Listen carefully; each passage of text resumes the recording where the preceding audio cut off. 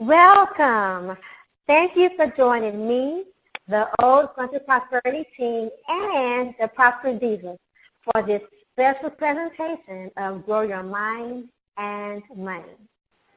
We are interviewing Opal Hill, the founder and CEO of ACH Rainbow Foundation, an organization inspired by her daughter whose life on this plane was ended way too early from teen violence.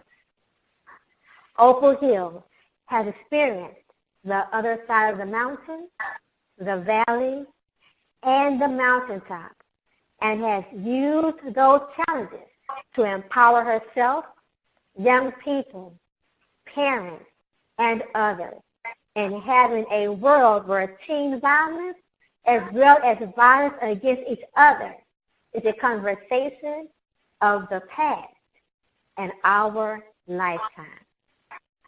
Opal's spirit, passion, and faith has her be a champion for humanity.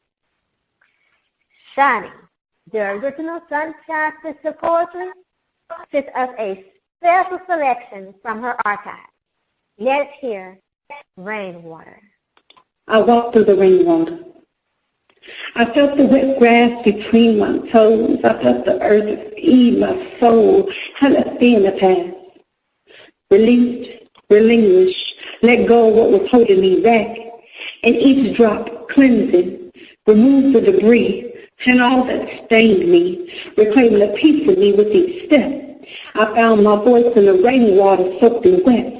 The silence is over, restoration at its finest, because my heart wasn't broken, my mind was just clouded, giving pieces of me that wasn't deserved, giving trust where that wasn't earned. I tried to love you whole because that's who I was. I wouldn't choose to know true love, but you got caught up. You wanted me to believe you, but you lied. You wanted me to help you, and I tried, but you made me shed tears that I didn't need to cry. You made me feel lost because you lied. But I'm fine, strong enough to fall and rise and not smile, because they say that blood is thicker than water. But pardon me as I splash water on that statement with some cold truth. When you're true, real recognize the real. So I forgive you so that I can move forward. But I promise I'll never forget the look on his face when he had to tell me that shit. Thank you for blaming me, for telling all the secrets that you promised to keep, for showing me who you are, caring about no one but yourself. Yeah, see that representative is long gone. You know, cards give confirmation. Yep, that sixth sense is amazing, and my love is still never wavering. But now I'm focused, changed, already destined because I'm already great. My prayer for you is that it's not too late for you to get it together, hoping that the seeds that I planted can grow. They say what you reap, you sow. I've been told you get that back tenfold, but I don't know, so I walked through the rainwater, and I felt the wet grass between my toes. I felt the earth feed my soul. I left there in the past, and I let go of your hand, moving forward with raised expectation, even more determination. I got places to go. I hate that you ain't with me, though. I was so sure that you were the one, was so sure that I was done searching. I was so sure that I was done hurting. But the proof was in the praline candy that I ate. It was a sweet dream. But I woke up, and I've had enough. I learned that if the feelings are mutual, then the effort will be equal. So I have to love you from a distance. See, I don't need you to validate my existence. Missing each other doesn't change it. We can't go back. That ripple effect took a lot to digest, so I walked through the rainwater. I felt the wet grass between my toes, and I felt the earth eat my soul. I left there in the past, and I let go. I lost so much, but I ain't sorry, though. I'm grounded, and I'm happy to be me. The freedom to just be. See, I know you didn't know that the cracks let in the light, and the rainwater, well, it restores me to life. Loving, born royalty, earth angel, healer, and free, never defeated, never defeated. The rainwater restores me.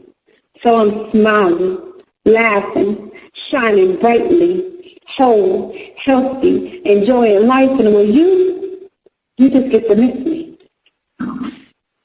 Snap, snappy. Snap, snap, snap. Snap, snap, snap. Okay. Thank you, Shiny. Before we continue, let's see what Prospering Thoughts Diva Robin has for us today. Diva Robin. I have a doozy. Thank you so much. This is my future story. With grace and gratitude, I am the designer of my future life.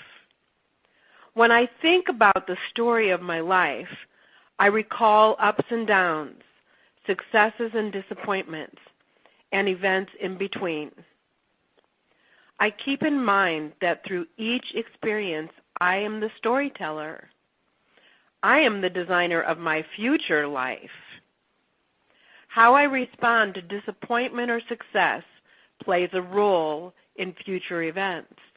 When I find myself questioning my purpose, I can dig deep and call upon my inner wisdom. These are opportunities to reflect and make new choices. As I explore my identity and let my true nature shine through, I write a new chapter in my life. I may create a new path or discover I like the one I'm on for now. Either way, I co-create a future story, my future story, with wisdom, goodness, and love.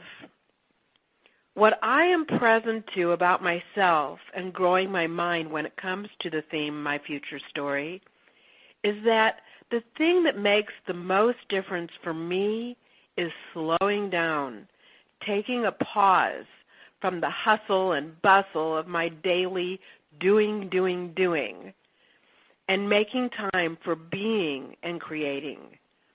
I take the time.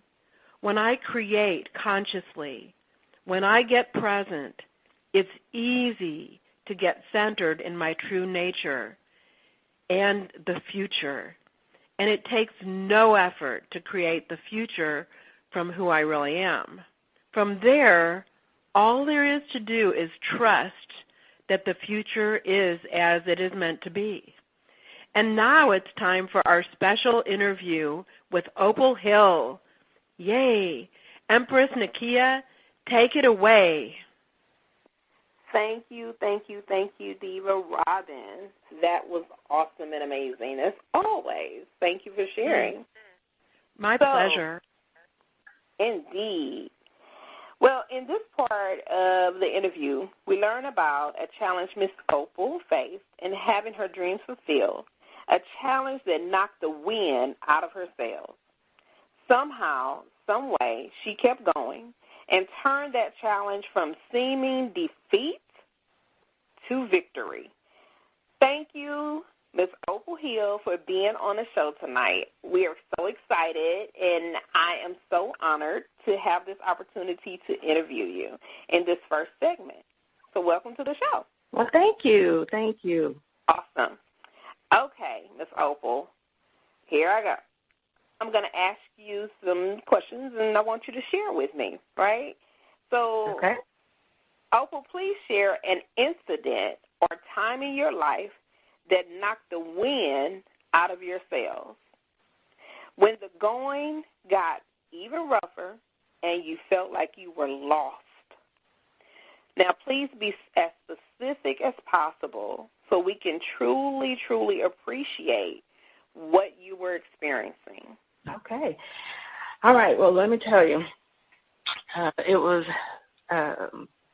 March 21st of 2014. I will never, ever forget that date, and we're up on the 5-year this month. So that day is when my sky turned from sunny and blue to a gloom gray. Everything was at a silent standstill. That was the day my boat stopped floating. The cream didn't rise to the top any longer. The wind was no longer beneath my wings. My life was totally changed forever. It was never, ever to be the same.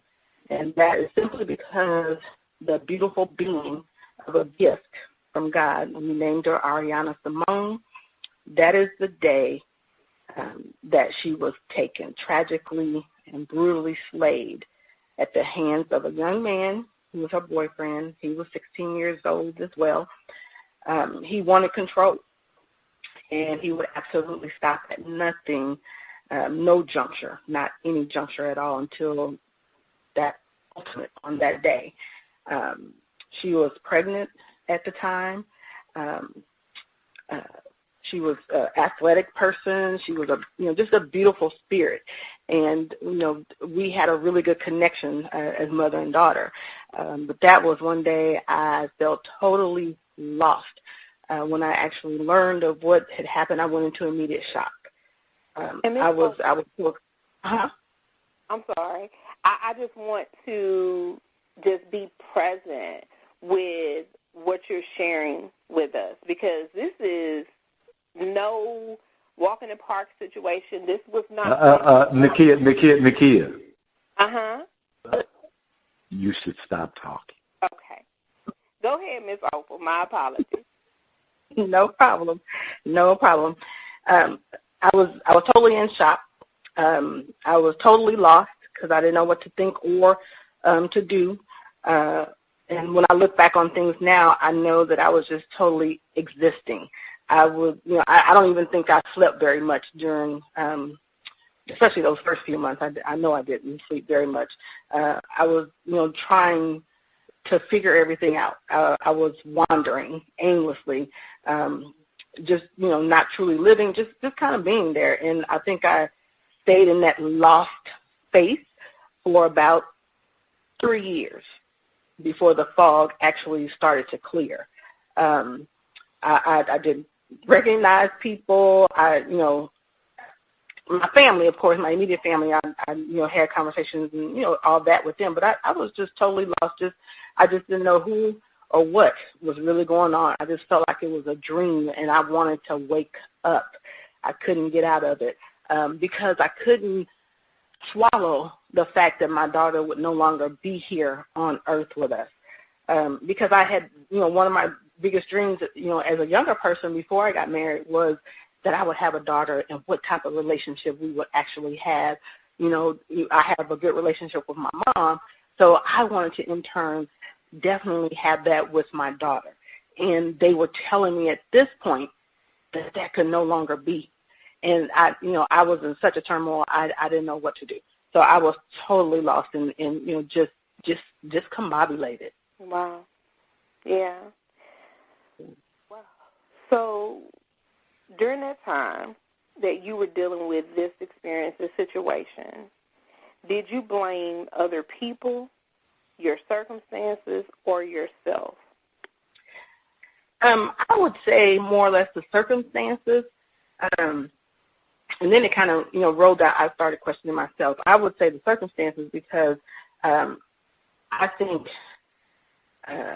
what she was going through, particularly at that time, I of course, didn't know it or didn't, realize it. I thought, everything was good, and I thought everything was, sunny. But she was definitely hiding some things that I totally couldn't see. And then I started to think about what could I have done? What should I have seen? Totally, I think it was, kind of two-sided with me on that, the circumstances, and I was looking at me on the inside. What could I have done? What could I have looked for? What should I have looked for? What could I have changed? I think about, that day, could I have come home early? And I definitely had considered it, leaving work early that day because I had some other things to do, leaving home early that day and just, changing her way home on that day and being with her. So, I just go back and forth with that. And, that, just really played a played in my head hard. Got it. Whew. So at what point did you stop caring about who or what to blame? Yeah, I think probably in the latter part of 2016, I had, gone out to speak to a couple different groups, and not say speak. I think I was more tearful in my delivery of anything at that moment than anything. But at this particular event, it was at the police department. It was a Christmas event, and, I shared, from my heart on that day. And I started to hear what, those that were coming up to talk to me afterwards. I started to really listen to what they were saying. They were saying that, they kind of said, not congratulations, but, you did well. I admire your strength and your courage because we could see that it's all for her. You could see it all in you. So that is when I started to, wake up in a way, come out of the fog and start to say, God, what is it that you want me to do? I know there's a legacy. I know that there's something. So that I started to see that legacy surface. So I then started to reach for God more in terms of lead me, show me what I should be doing. And that's when, things started to lift. And I wasn't, the blame was no more there. It was, what do I need to do from this day forward for those that are still here? Who do I need to reach to? Yeah, I get that. I can totally relate to that. Mm-hmm. So when would you say you started to see the light of hope and possibility? And what steps did you take to start the journey towards that light? Okay. I think I started to see the light probably on the very first group that I spoke to, and like I said, I was very tearful. But when I think back to when I was sharing with them, as I was introducing myself, saying who I was and, the reason I was there to speak to them, I noticed that they started to realize and recognize who I was. And, they had, because it was probably just a few months after, I will say at least 6 months after, everything had occurred, and I started to say who I was, and I showed a picture of my daughter. And, it just seemed like they immediately connected, and there was such a hush over the room. It amazed me. It was like, wow, I had their attention, and these were people who were struggling with their personal lives. And I immediately, just started, I recognized that, and I was like, wow, what am I to do with this? But it opened the door for me to speak freely to them, and then it also allowed them to speak freely to me. Not so much about the specifics of the whole event on that day, but more so about the relationship between me and my daughter. Wow. They wanted to know how much did I love her, was that love being returned? Would I have protected her had I had the chance? And exactly what was I feeling then and at that time when I was speaking to them? So, it was just amazing, what they were asking and, how they were connecting. That's awesome. Yeah. Wow, they were really able to relate. They were able to relate. Yeah. So thinking about our theme, My Future Story, what are you present to that you can share with our listeners? What I am present to is simply having a must-be mentality. Having a must-be mentality. Wow.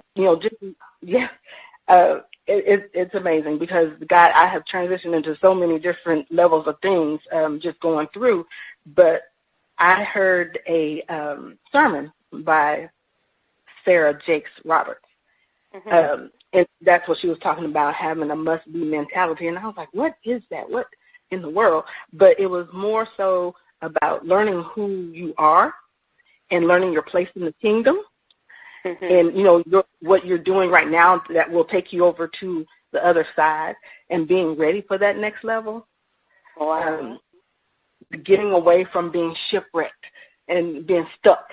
And those things are, things like the blame game, the bitterness, depending on others to shield you from, things and people and whatever, and just basically listening to the wrong people, and ultimately just learning to allow God to unlock your deep inner and helping you to release the shipwrecked attitude. So, that's my I am present to be. Wow. Okay. That is so cool. I like that. Yes, ma'am. Yeah. Well, Miss Opal, I know that there is so much more that you can share with us, and there are so many more questions that can be asked at this time. However, I definitely want to thank you for sharing at this moment the impact of this experience on your life and how you have been able to transform your life through continuous progress and work and being a staple in the community and a voice for your daughter, a voice for others that have not been able to speak or don't know the words to share, and just being a light to something that has been hidden in the darkness for so long. Right. So I truly appreciate your sharing, and I want to check in with the divas and see what's present from them from the interview at this time. So, Jacqueline, lady, what do you have to share with us? What's present for you? You would come to me first. Of course. Such a heavy subject. I just really want to thank you for sharing your story, and my condolences for what happened to your daughter, and for you to even be where you are now and just transmuting that pain into something positive that can have an effect and change other young ladies or other women and men's lives concerning violence in relationships. Wow,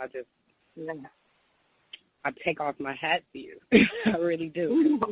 Of course, we don't know what we can get through until we're actually there, but listening as an outsider to your story, I just want to, again, thank you for sharing that with us, and just send my love and light to you, and just know that, even how ugly this particular situation is, there's definitely light in everything. Yeah. And I'm glad that you're finding that. Thank you. Of course. Thank you so much. Of course. Thank you. And Diva Janice, what would you like to share, and what's present for you from this interview? Sure. Thank you. First of all, just the spirit of forgiveness for herself, because what I kept hearing her say, if I could have, if this, and this is what we normally do when things are beyond our control. We second guess. And what is so powerful, in addition to what is so powerful to her forgiving herself, is being open to grow and to let the sun shine in where she can smile again. And as I was listening to her talk, I can hear her smile. I can feel the warmth of her smile by the way she was talking, and that speaks so loudly. And people are going to hear that even in the midst of your tears. They're going to hear hope, and they're also going to have a deeper awareness, because sometimes the puppy love is a little bit more fierce than puppy love. There's sometimes rage in these little situations, and it's just an awareness call, and it's unfortunate that it happened to you, yet through all of this, it's a story that is yet being told in the lives of many young girls. And I just trust to God that he will give you a greater platform so that this awareness can be at the forefront. And also for little girls to know that they are special and for them to keep moving forward, And when they have pain, not to be ashamed, especially girls of color, when they have pain of this magnitude, to say, I'm hurting or I'm scared. And it's just no other way to get past this than to continue. So I applaud you. I really, really applaud you for just being open and allowing God to heal you. And you're still healing, but my goodness, have you healed very quickly. Awesome. Thank you, Diva Janice. Baroness Robin, what would you have to share? What's present for you from this interview? Well, really, the bottom line of what's present for me is that who Opal is was never broken. That she had, I guess I can speak directly to you, Opal, that you had a beautiful relationship with your daughter, and and so this is a little sidetrack, but so often we just don't know. And we don't wear our hearts on the outside, and we're covered with skin, and we just don't know what's going on. And what happened didn't destroy you.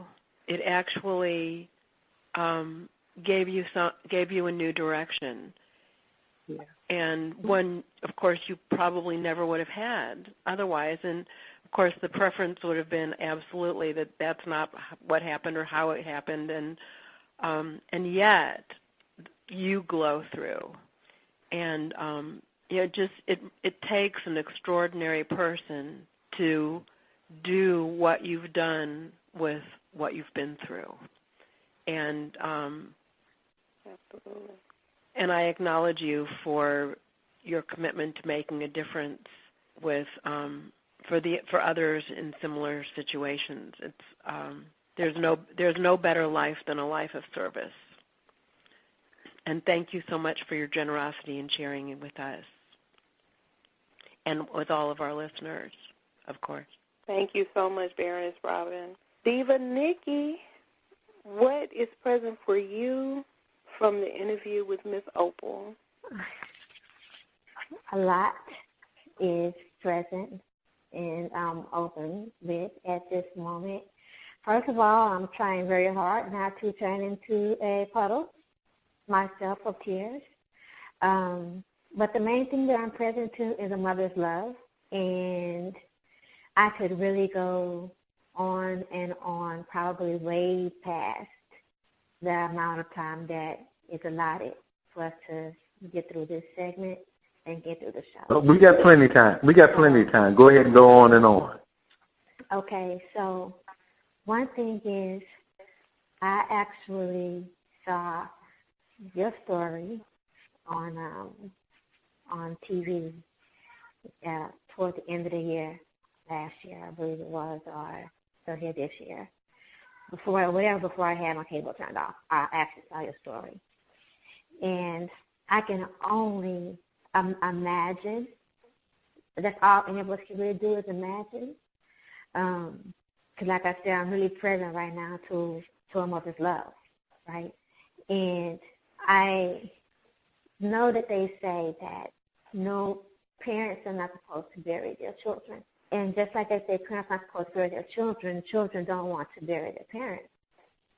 But that love, once when you know that you have that and that you share that and that it is something that is lacking in others' lives, and you feel it and you hear it, you know that it's real.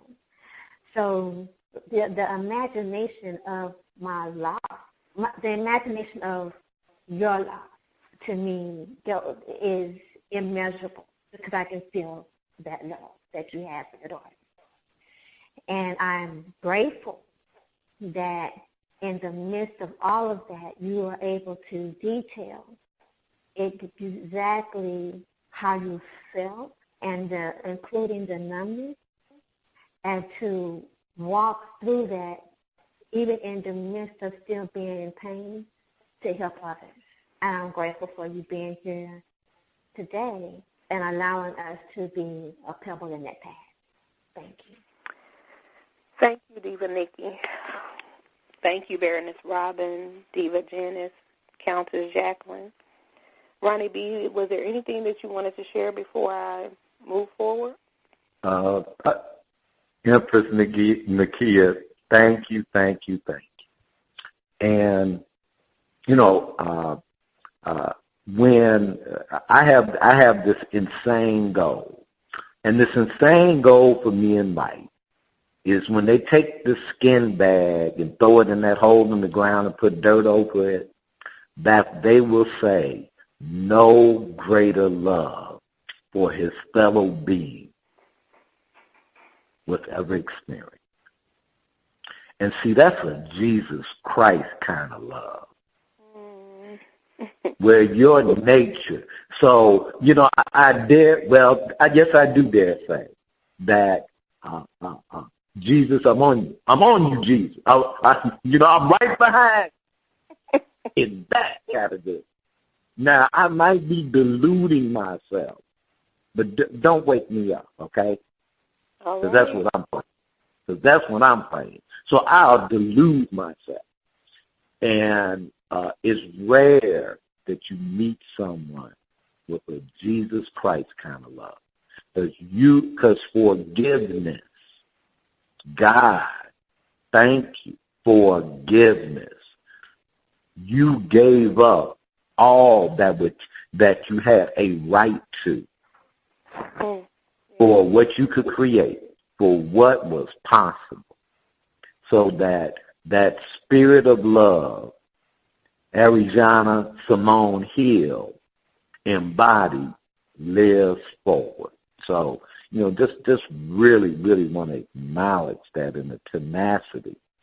And so thank you. And I want to share this one thing. Just one of my dearest cousins, one of my dearest youngest cousins, and like a sister to me, and her mother is actually my cousin. This is her daughter.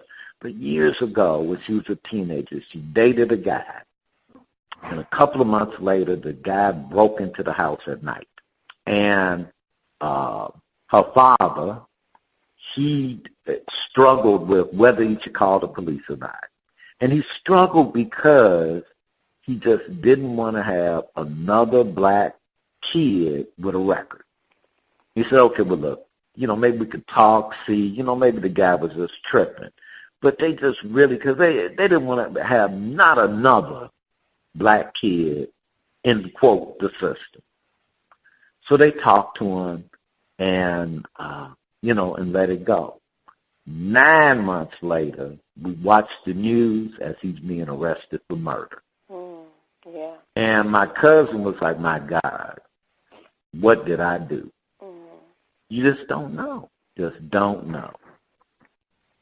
So thank you, Ms. Opal.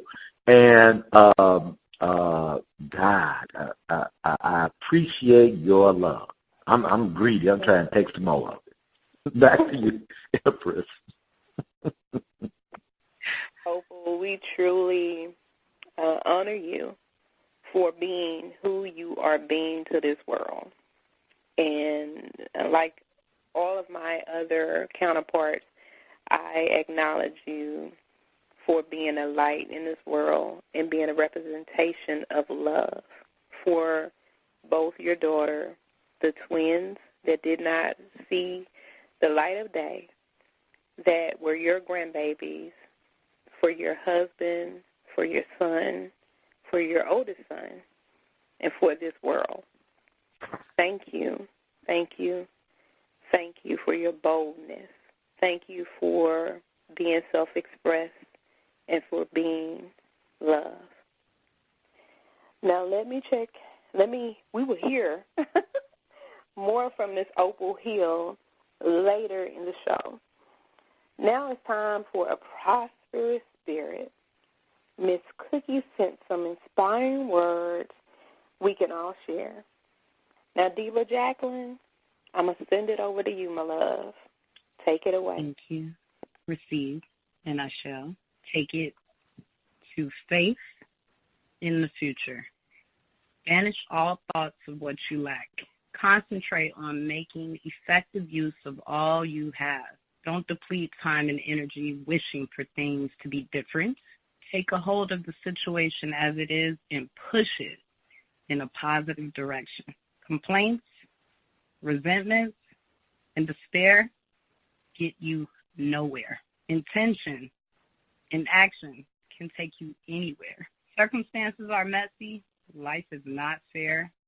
People are uncooperative and inconsiderate. Look past all that and see the positive possibilities. Bit by bit, the whole world is lifted by people who have faith in the future and who act on that faith. Have faith in the future, not because of sappy wishful thinking, but because of what you can do. Activate your strength now, today, and act in the direction of your best possibilities. Deal with life as it is and work to transform it into your highest vision of what life can be. Prosperous Diva Nikki, please take us to break. We can't hear you, Miss Nikki.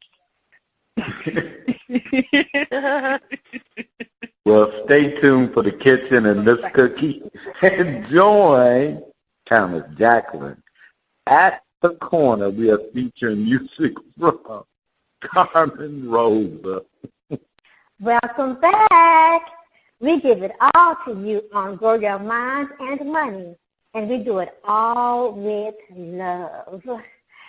Oh. All right, so you know something smells good in the kitchen and great. I think it's a dish Miss Cookie has been whipping up in the kitchen, and Miss Robin is going to share the recipe. This smells more than just good.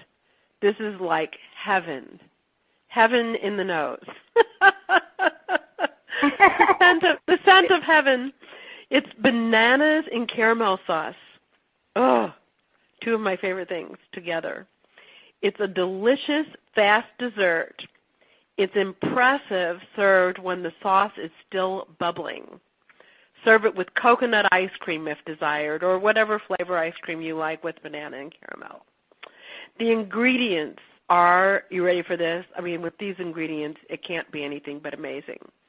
A half a cup of butter. A cup of superfine sugar. Butter and sugar, there you have it. But then there's more. A cup and a quarter of heavy cream. Oh, my gosh. 4 bananas, peeled and halved lengthwise. The preparation time is about 5 minutes, and you'll be cooking for 10. So cook time is 10 minutes, and so altogether, from the time you start, it'll be ready in 15 minutes, and you will be swooning. The directions are: melt the butter in a large, heavy skillet over medium heat. Stir in the sugar and cook, stirring, until the sugar is melted and a light caramel brown. Slowly stir in the cream, and as you do this, the mixture will bubble up. Let the mixture boil for 1 minute, then reduce the heat to low. Then you place the bananas in that deliciousness in the pan and cook until heated through, which takes about 2 minutes. And you are ready to serve it. Serve it hot. Yum, yum. So simple, and your family will enjoy it and thank you forever. And now it's time for the corner with Countess Jacqueline. Let's give her a smooch and a rose. Countess Jacqueline. Thank you. You're welcome, welcome, welcome. Welcome to the corner. and we are featuring music from Carmen Rosa out of Texas. We asked the team to vote whether the track should get a smooch and a rose or if it needs some more fertilizing. All right, so let's hear the first selection titled Over the Rainbow.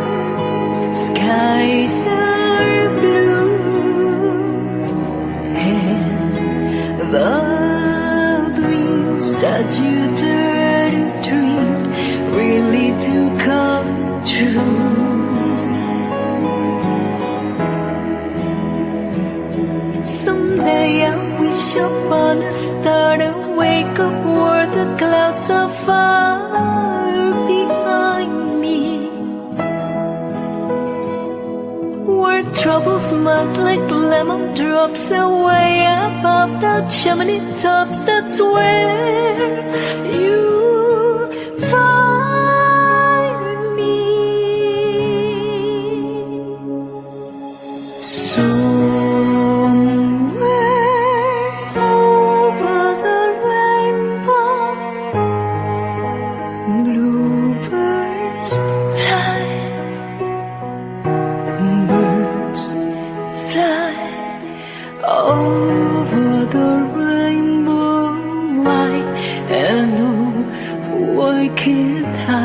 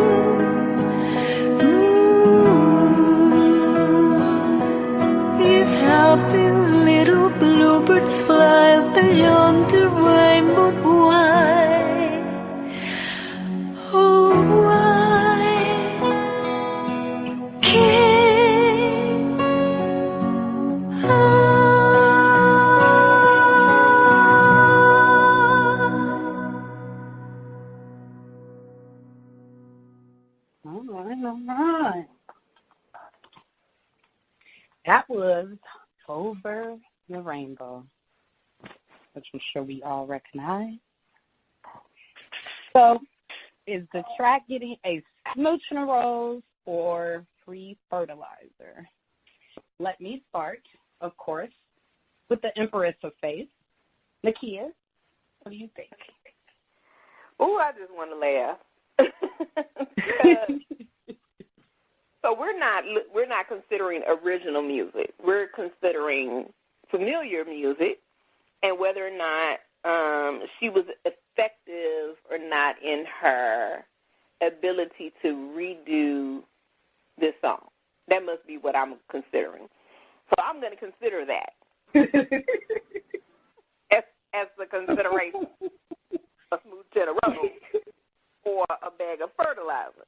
So I'm going to give this young lady, Miss Carmen Rosa, I'm going to give her a smooch and a rose because she was able to just do this.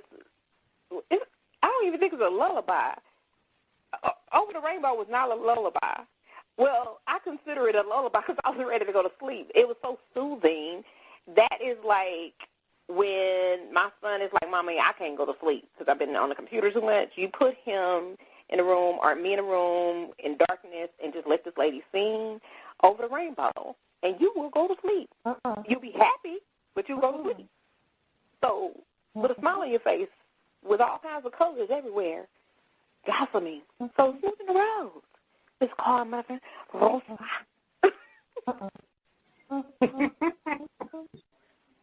All right. Well, how about you, Diva Janice? I know you got some roses back there.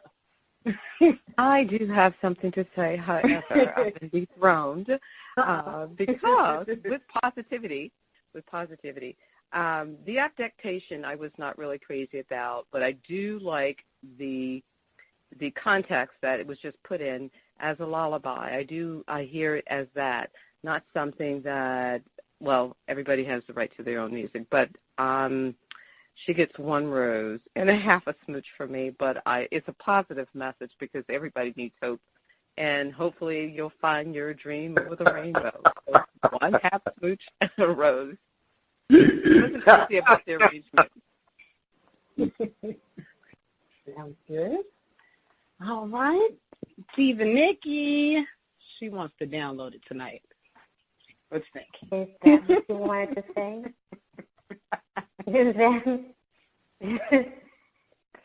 Is that what you wanted to say, Diva Jacqueline? I like it. You know what? I, too, like it as a lullaby.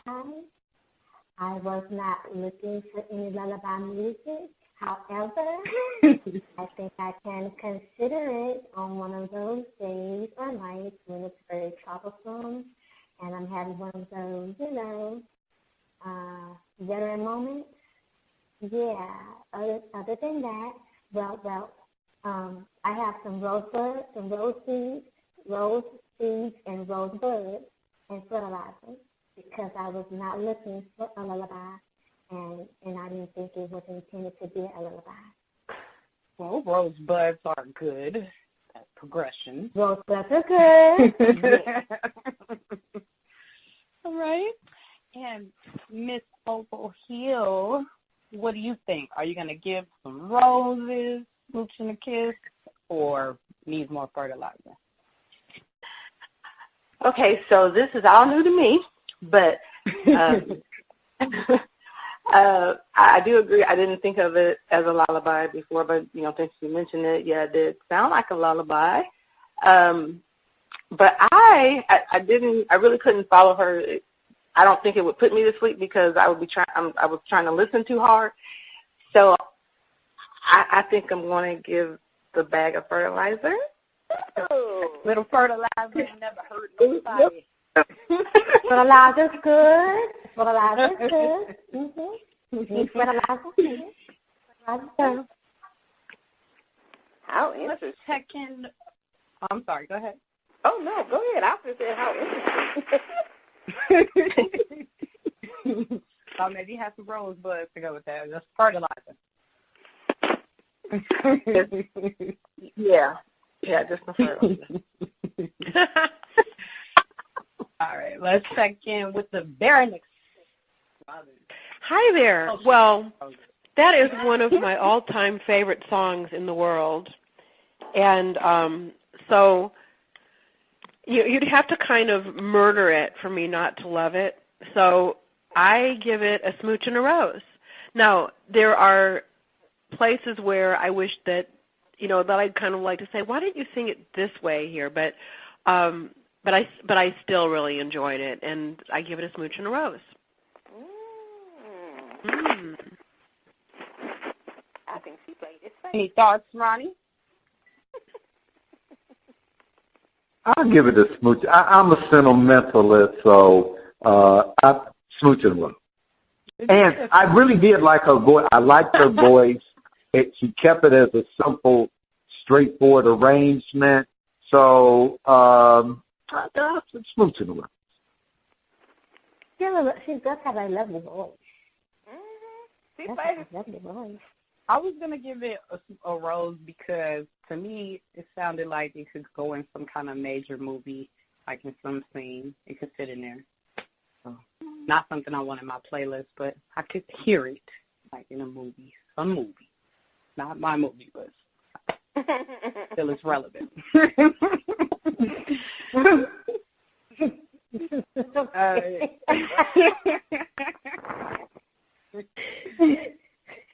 Okay, let's go to the next track. This is also from Carmen Rosa, and this one is called About.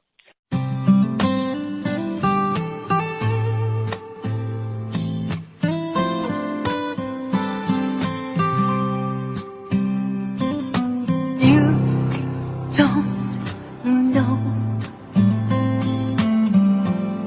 about tomorrow. Be here now. Close your eyes, you'll be fine. Feel the wind blowing. Listen to the sounds around you.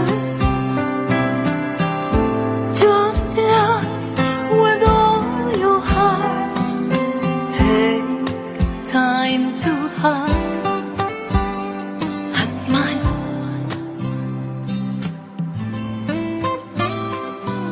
You don't know about tomorrow. Be here now. Close your eyes, you'll be fine.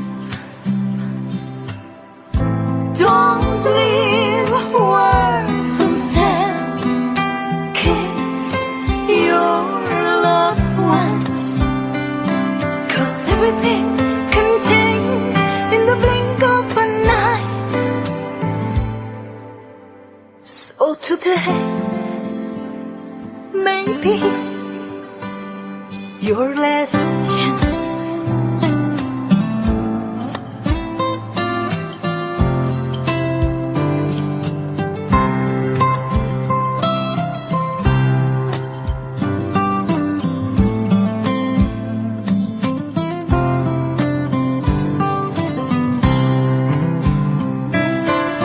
You don't know about tomorrow. Be here now. Close your eyes, you'll be fine. Close your eyes, you'll be fine.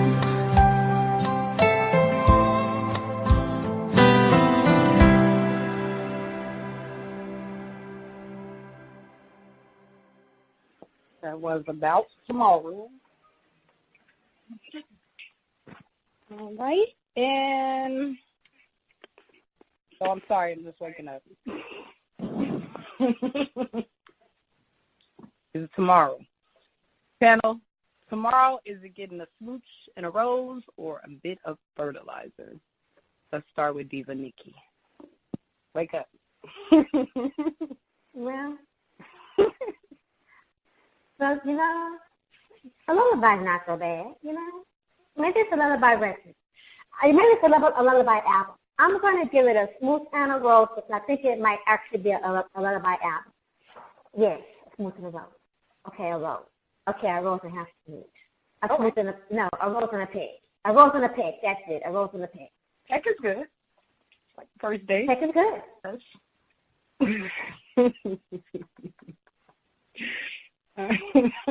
All right.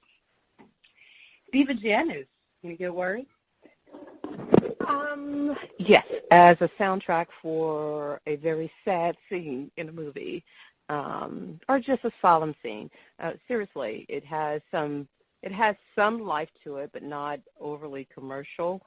But whomever submitted this should think of submitting their music for background music for a picture, because there's some life in that category from what I hear.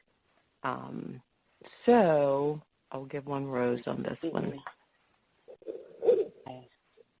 We're snatching that rose.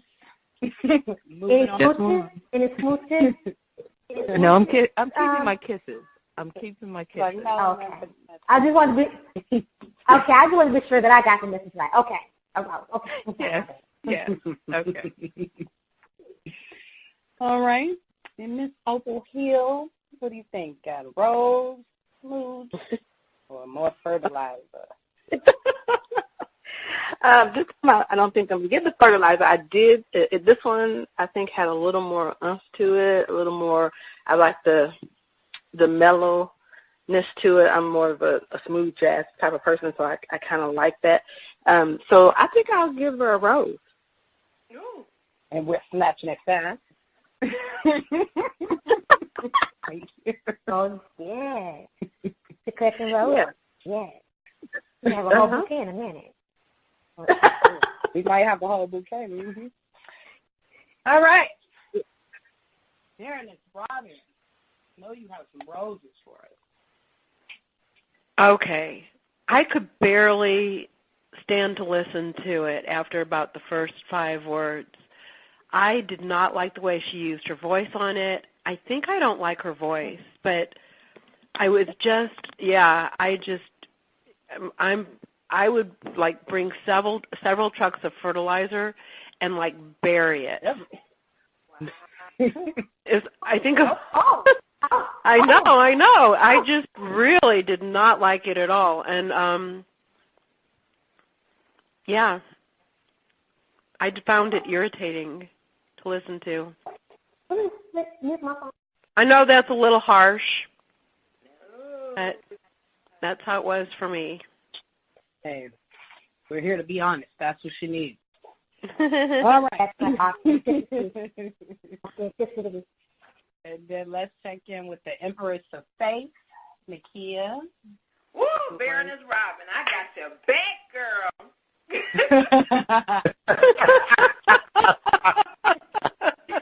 It's a good thing. Okay. Like the first one, I mean, it was a lullaby. I mean, it was like over the rainbow, like for real. But you turned it into a lullaby. And like she is really playing it safe, and she sent that to us for maybe suggestions, opinions, or to tell her, hey, send it to, like you said, Diva Janice, to, you know, some people in the theater district to do a soundtrack, you know. But this is a whole different context, and like I can't even, let me see, Tomorrow is all I remember of that song, because I said, let me start paying some bills or make sure I'm I'm literally looking at my bills right now and saying, okay, well, that bill's paid. Well, I paid that in advance. Let me make my little notes. I done wrote out my whole list of what I paid already, what may be due, and questioning two transactions. And I don't do that. Like, for real. I'm like, okay, what's the deal? Oh, my gosh. With us, but bring something with it, you know. So, no, I'm backing up some fertilizer trucks. I got some extra, and I got your back. We double teaming this one. Got to go. Yeah. Oh, yep. Woo, that was rough. Me too.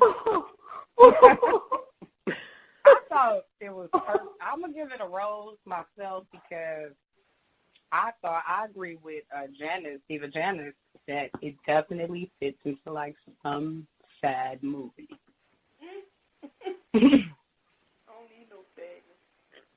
It does have Okay, you're fading out, Diva Jacqueline.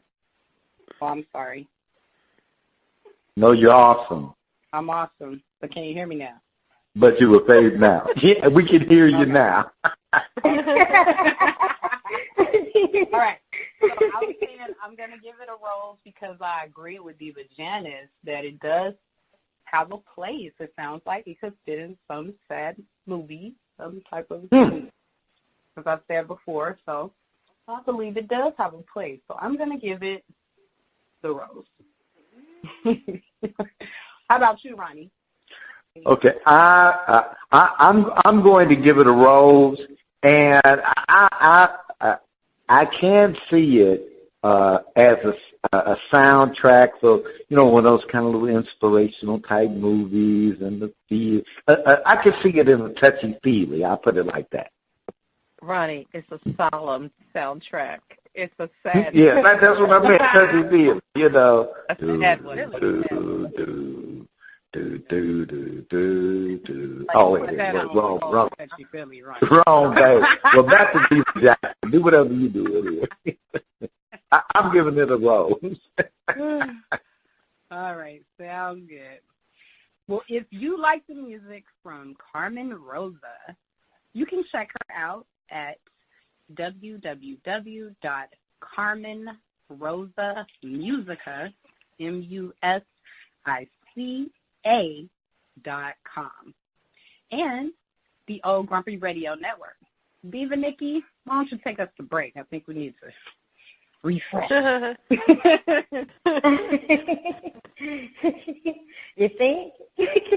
Up next, Sunny Sunsound Lounge, and our next interview with Opal Hill, plus Voices from the Ethers with Countess Jacqueline. Please stay tuned. Welcome back. We give it all to you on Grow Your Mind and Money, and we do it all with love. Shawnee left the keys to the lounge with Countess Jacqueline. Let's see what's going on in the lounge. Countess Jacqueline? Woo, woo, woo. Welcome to Shawnee's Sunshine Lounge, where we feature a mixture of goodies that will stimulate your mind and maybe have you tap your feet. Tonight, we have an awesome poet, Rudy Francisco, performing If I Was a Love Poet. I'm going to be honest, it's not often that I find myself eager to write about love. In fact, every time I try to write about love, my hands cramp, just to show me how painful love can be. Sometimes my pencils break just to prove to me that every now and then love takes a little more work than you planned. I heard that love is blind, so I write all my poems in Braille. And my poems are never actually finished because true love is endless. I've always believed that real love is kind of like a supermodel before she's airbrushed. It's pure and imperfect, just the way that God intended. I'm going to be honest, I'm not much of a love poet. But if I was to wake up tomorrow morning and decide that I was going to write about love, my first poem, it would be about you, about how I love you the same way I learned how to ride a bike, scared, but reckless, with no training wheels or elbow pads so my scars can tell the story of how I fell for you.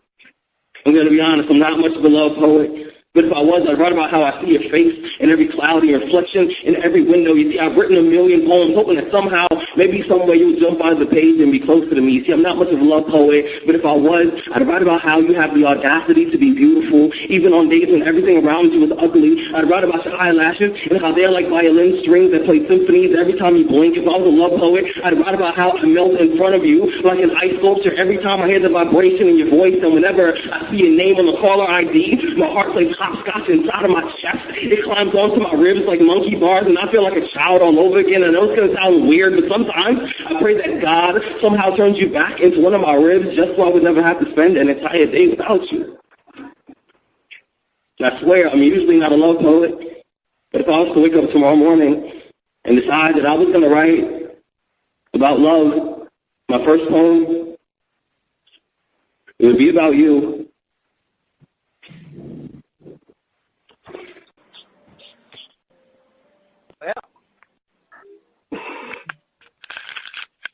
Well. Panel, if I Was a Love Poet by Rudy Francisco, are we giving out snaps or some rotten tomatoes? Let's start with, if we can, Miss Diva Nikki. I love it. Snap. It was quirky. It was anxious. It was real. It was comical. I like it. Snap, snap. Snap, snap. Diva Janice. Do I have Diva Janice? Get off the tomato garden. I'm sorry. I was talking and I was doing a Diva Nikki. I was muted. I was muted. You know, Nikki always saying something. We just can't hear it. You know, so I was in that mode. I was talking. You just couldn't hear it. On this one, I really love the positivity. I love the positive words in this segment. However, I understand what he's trying to create. Dude, please get with a vocal coach to help you with your breathing and rhythm. You know, the timing of it. He's rushed it a little bit, but I really love it. I love the words. So he gets a snap, snap from me. Snap, snap. Miss Opal Hill. Yes, ma'am. You digging it or ready to throw tomatoes? No tomatoes. I'm going to give him the snap, snap. I liked it. I know she mentioned something about the timing, but I think when guys are talking and they're trying to say something to a lady that they like, they may tend to be very off on their timing, and they may tend to be rattling. And so I kind of like this. I like it for that reason. That's generous. But I did like it. So snap, snap. Snap, snap, snap, snap. We on the roll. Empress of Faith, Nakia. Do I hear snaps back there? I'm going to go and get him, brother, some snap, snaps. But he can't be cutting stuff off like that. And I'm sitting there like, was that it? That was it? Because I was like, I done forgot everything else. Because it was like, bam, I'm done. I'm out. He dropped the mic and was gone. And I'm looking. So, yeah, okay. Homie. Mm-hmm. Go ahead with your bad self. I'm done. Can't give you nothing. Baroness Robin. I know I got some snaps coming. I loved it. I loved the vitality of it, the rawness of it, the authenticity of it, the playfulness of it. I just found it completely refreshing and was totally engaged. I loved it. So definitely snap, snap. Snap, snap.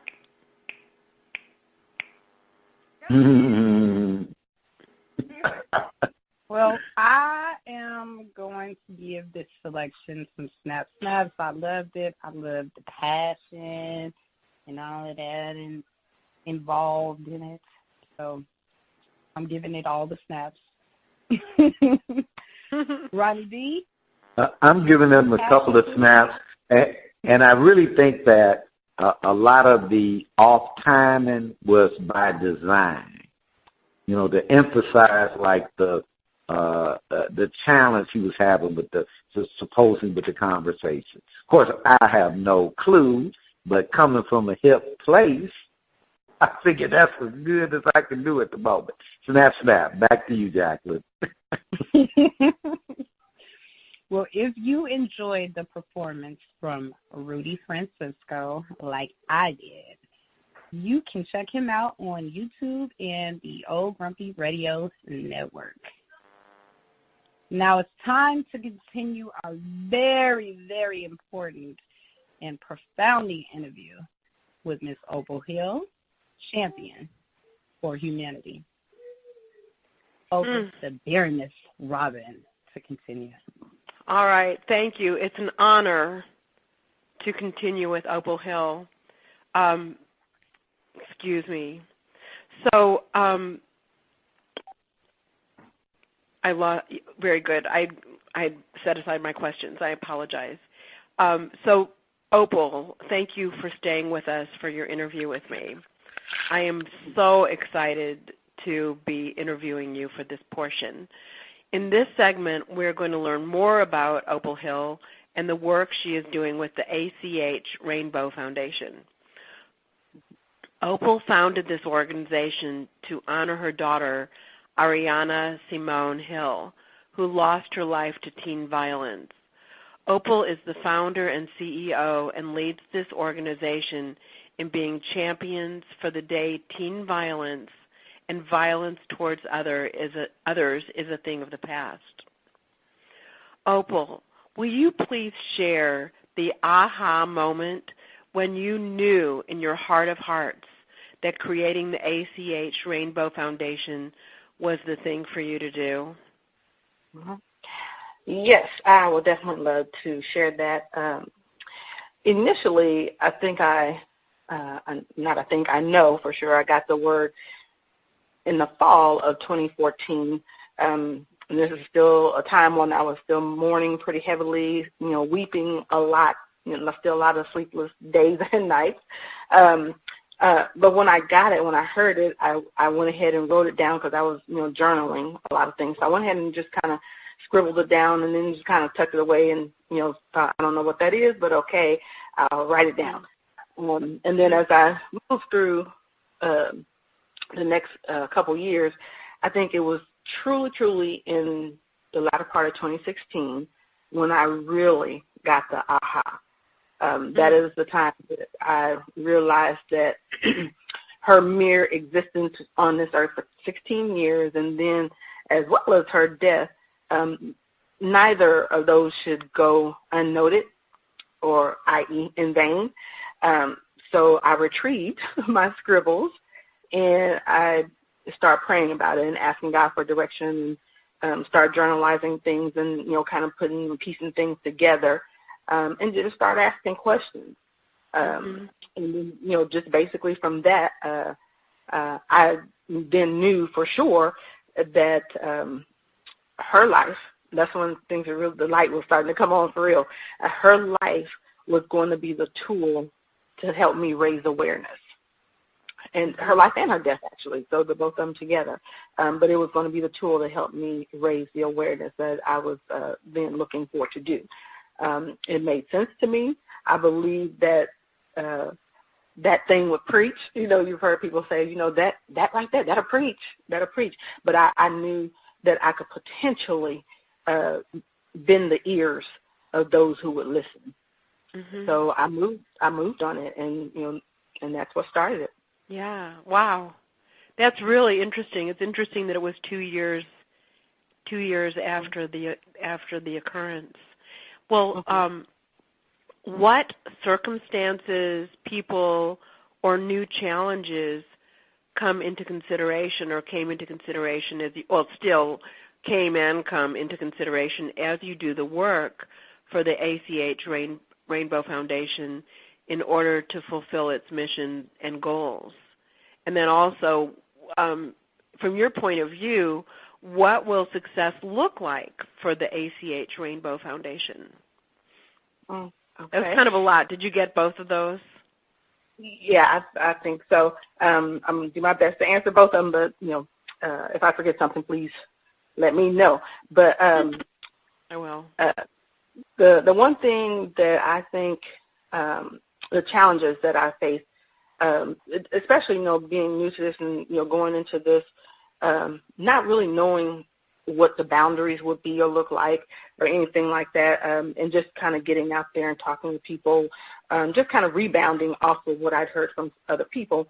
One of the things, the challenges that I faced was some of the pushback I got back, got from some of the pushback. It wasn't a lot of it, but I did get some pushback, and I was kind of surprised because in some cases, as I would share with people, I felt like they were kind of like shrugging their shoulders and saying, she's not the first, she's not the last, just keep living and you'll get past this.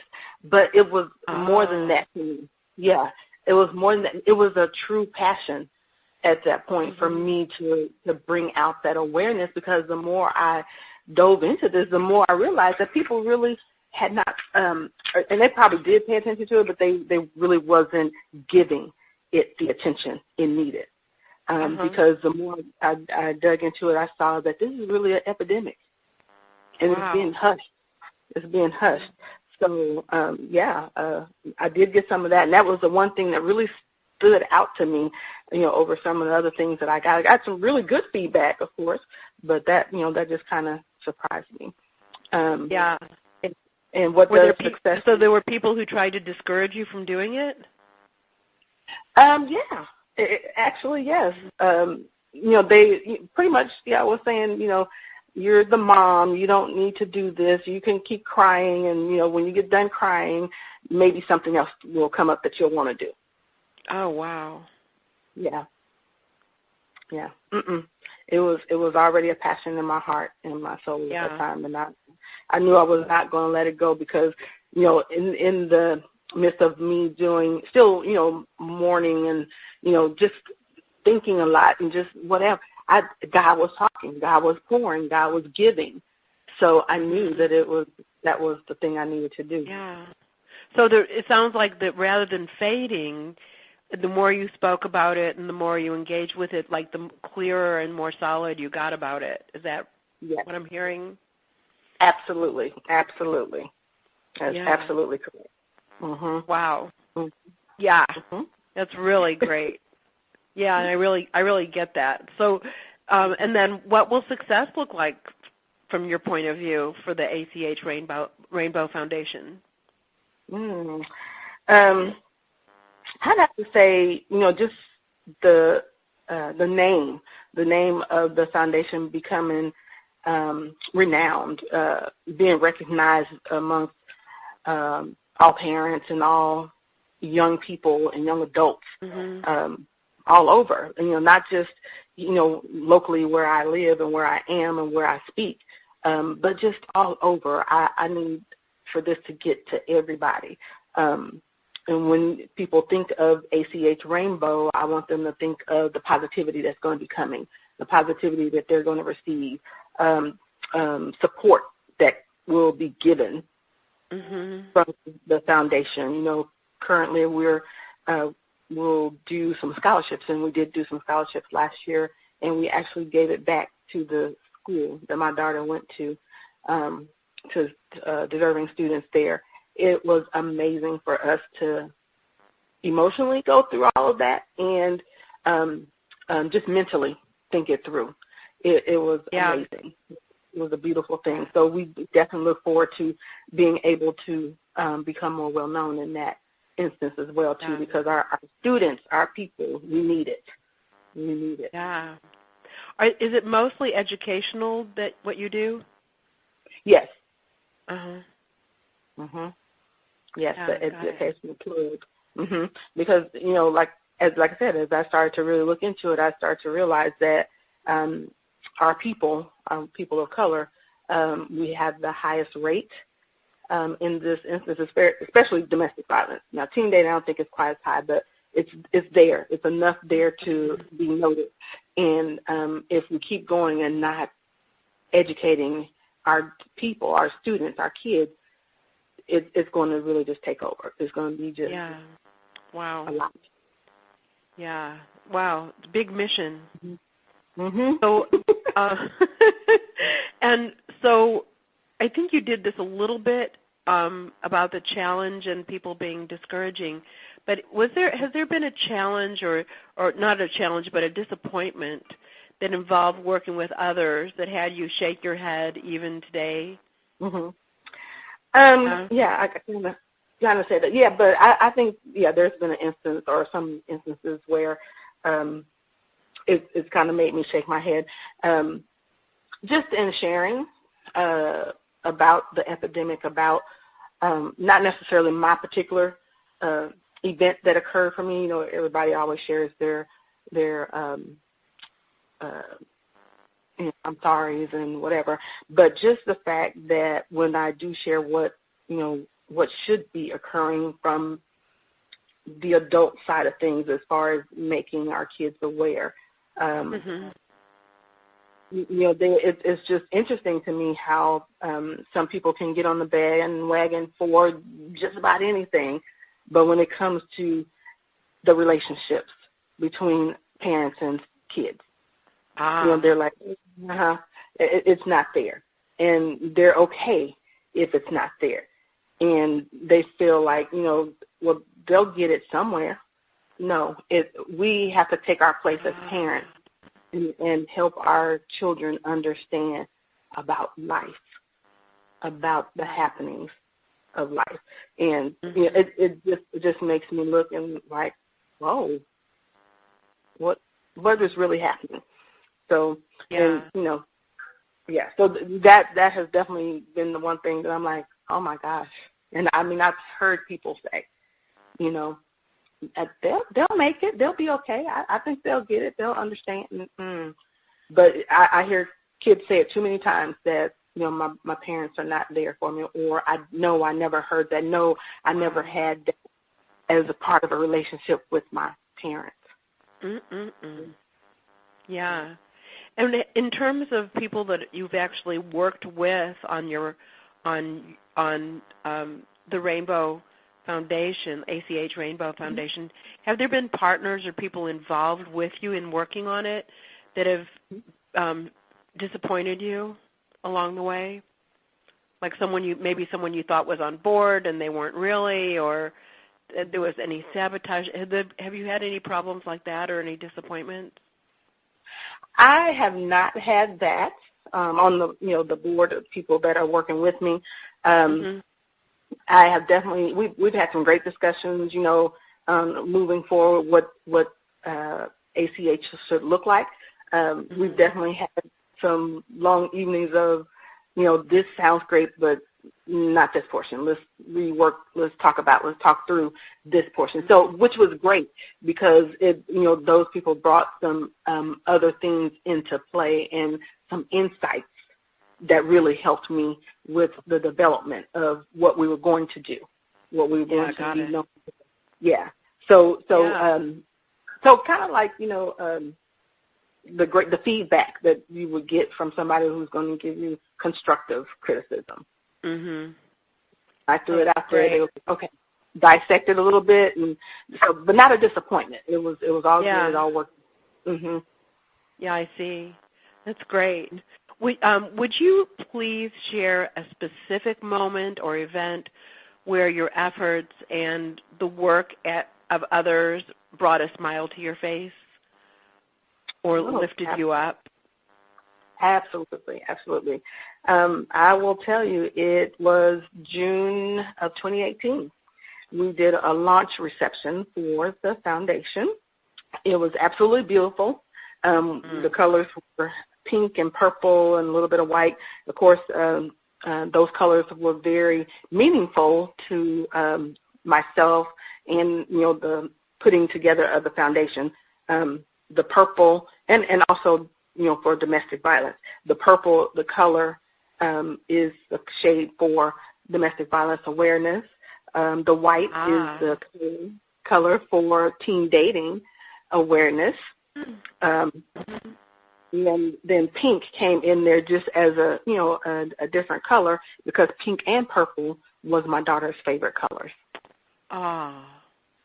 Sweet. So we did that launch party. It was amazing from beginning to end. The pictures we did, beautiful. Everything went well. I mean, it was just amazing. My husband and I, we gleaned all night. Even my sons, both of my sons, they were ecstatic, and they hadn't shared their emotions very much before then. But on that day, they hugged on us and they cried, and we all cried. It was amazing. It's still now today, as you can tell. I'm like, yes, that was like, that was wonderful. I really get the picture. It's incredibly moving. Yeah, it was good. It was very good. Yeah, and something really got created and came to fruition, it sounds like. Yes. And this is another thing that I want to share. The logo is a rainbow, and it's in different shades of purple. Because purple was one of her colors, and it was, for domestic violence. So, as I shared the story about my daughter asking about rainbows, when she was a smaller girl and wanted to know where it comes from, where's the beginning of it, where's the end of it. And then after all that, she, just fell in love with rainbows. That was just one of her things. That's how the logo came to part. But I will tell you. Perfect, right? It was perfect. It was perfect. And it was a beautiful day. It had rained just a little bit, not very, very much. But at the end of the event, my phone started going off because people were texting me pictures of rainbows in the sky every time. No. It was so amazing. Unbelievable. And people who had never looked for rainbows before, they were like, we know what this means. We know that Ariana's amazing. Different rainbows, I promise. I had so many texts. Like, give me a sign, right? Yes, exactly. Yeah. That's so cool. That must have been an extraordinary moment. It was. And I believe we saw rainbows and kept getting texts throughout the week. And I still get them. When people see them. Oh, that's so great. Yes. Yeah. Well, it sounds like that your goal of spreading it as you didn't say it this way, but like a household name is really starting to happen. Yes. And you are the face. You and your gone daughter. I don't know your deceased daughter. I hate to refer to her that way. Are really the face of it, and you're making a difference. Well, I'm going to check in with the divas now and see what's present for them from the interview. And thank you so much for what you've shared. I'm going to start with Diva Jacqueline. Diva Jacqueline, what's present for you? Thank you. Thank you, Ms. Opal Hill, for sharing your journey with us. I'm just present to how powerful it is for us to take moments in our lives that are meant to, or that feel like they would break us. And then sometimes those moments cause us to be motivated to make actions that transform not only ourselves but other people, and how much power it is in that, even though it's coming from tragedy. And I do believe that what you're doing with your foundation is going to be impactful to other teenagers or other people who may have gotten themselves, or without the awareness, may have ended up getting themselves in these same type of situations. And I do believe by you doing this work and bringing the awareness and making people put their focus on this awareness so that we can prevent this situation from happening again, I just want to thank you so much for having the strength to transmute that pain into what you're doing now. Wow, thank you so much, Diva Jacqueline. Of course. Beautiful.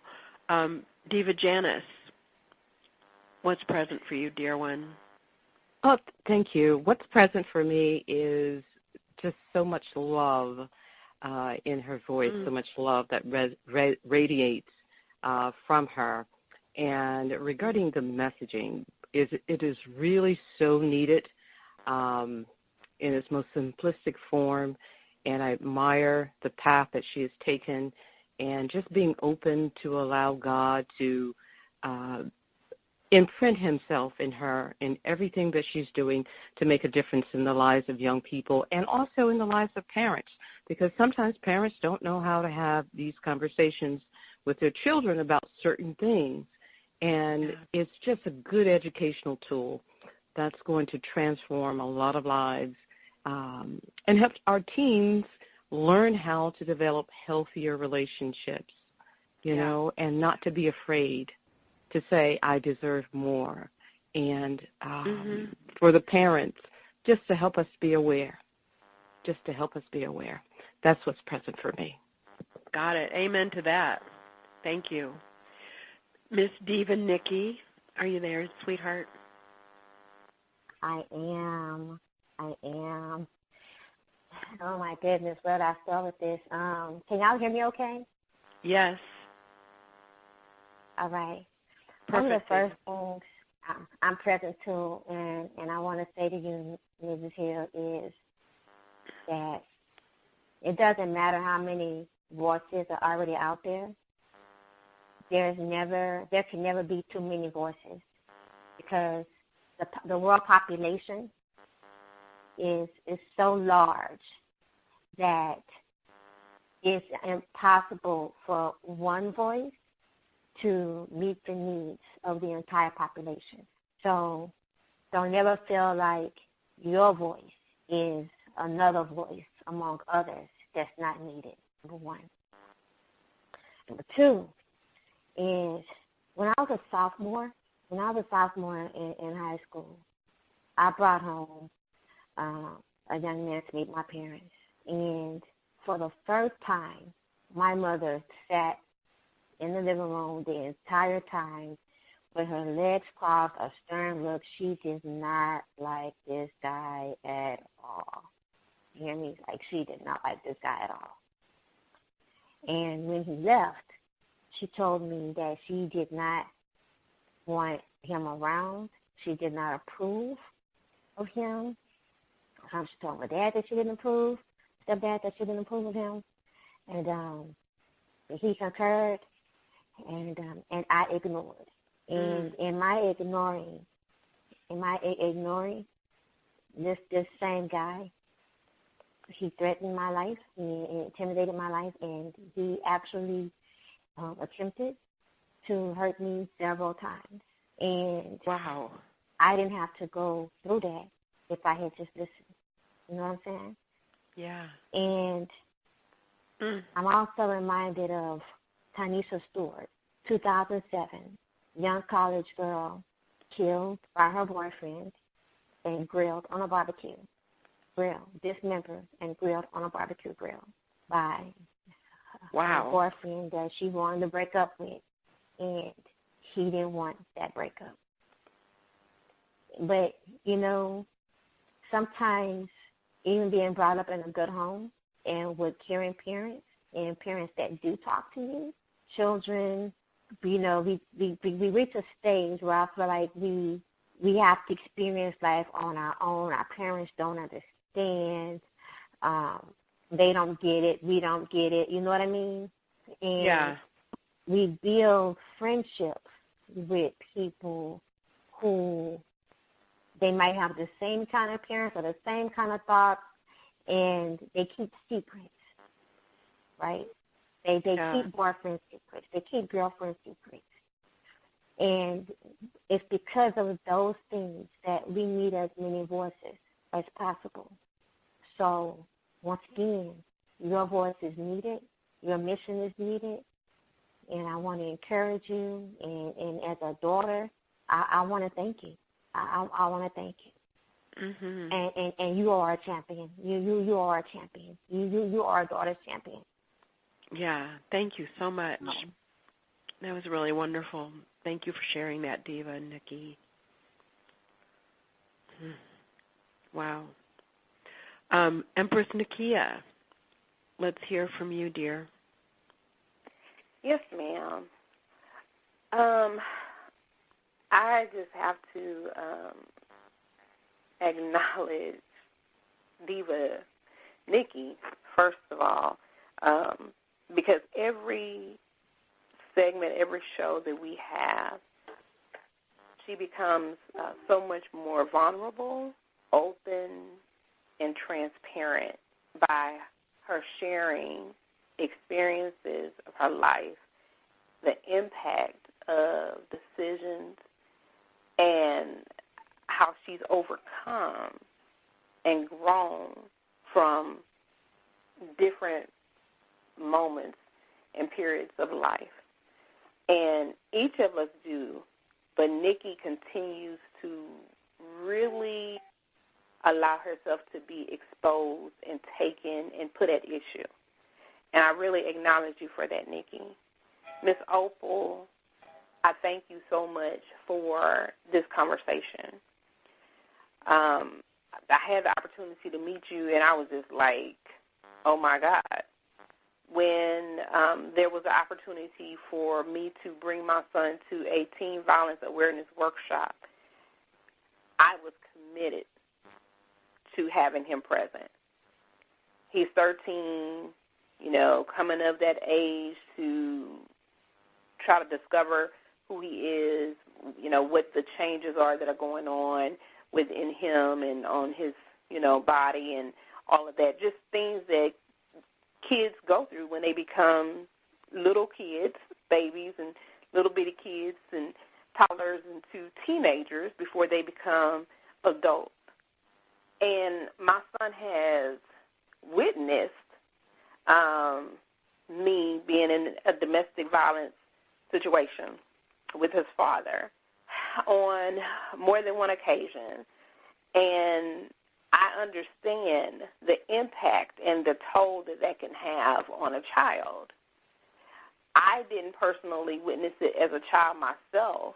I didn't have that environment or that lifestyle, or I wasn't exposed to that in confrontations and conflicts at any level, well, some levels, but especially that, general arguing, that's everybody going to do that, but nothing physical. But my son has witnessed physical abuse concerning his mother and his father. Wow. So, yeah. So, there's an emotional experience that results, that lingers, that it's a seed is planted when a child witnesses those things. There is a coming through that experience and not understanding how to deal or endure and knows right from wrong, and there's that level of resentment or forgiveness or unforgiveness or compassion or lack thereof. And so it was critical for me. It was like a life or death for me to have my son present in that room. God, because wow. I can talk to him as his parent, but we know all children don't listen to their parents because who are you? You my mama, my daddy. You don't know nothing. Yeah. So it's important for the child, for my son, to hear it from someone else and hear the experiences that other people go through beyond what he see on TV or what we can research on the internet or what, his peers are talking about in the schoolhouse. And be in a controlled environment, a safe environment to where he's free enough to express himself, ask questions, and listen to what his peers are actually going through and dealing with. And I've even put him in, a transformational program, Landmark Forum. He's gone through that program. And I thank you because he had an opportunity, and I had opportunity as a result of being that parent committed to bringing him to experience your sharing and your story, right? And understanding a different level of impact. And we also talked about bullying and how it begins a cycle among the first graders, 3-year-olds. And so thank you for this conversation because so many people need to have this conversation with their children, with their teenagers, with their adult children, amongst themselves as adults, and really understand the circle and the cycle and the dynamic and the foundation of it all, and really need to be honest with themselves and own up to the responsibility that each and every one of us play in the roles of our children and the roles of society, and how sharing and being open and being willing to listen and just not put blame and not put judgment and not put, anything on it, but just hear and accept it and listen for what there is to get out of it. And then go back into the world and contribute and make a difference in your life and in the life of someone else. So I thank you for the platform that you chose to utilize to make a difference, to share with the world, and make an impact in everyone's life. And I thank you for all of my divas on this line and for Ronnie B. for allowing this to happen and making this happen and creating this space. So I thank you. Very great. I acknowledge you and honor you. Thank you. Wow. That's really, you've actually experienced the value for yourself of the contribution. That's really amazing. Thank you for sharing that. Ronnie B., would you like to share what's present for you? what's present for me is a lot of love, and also what's present for me is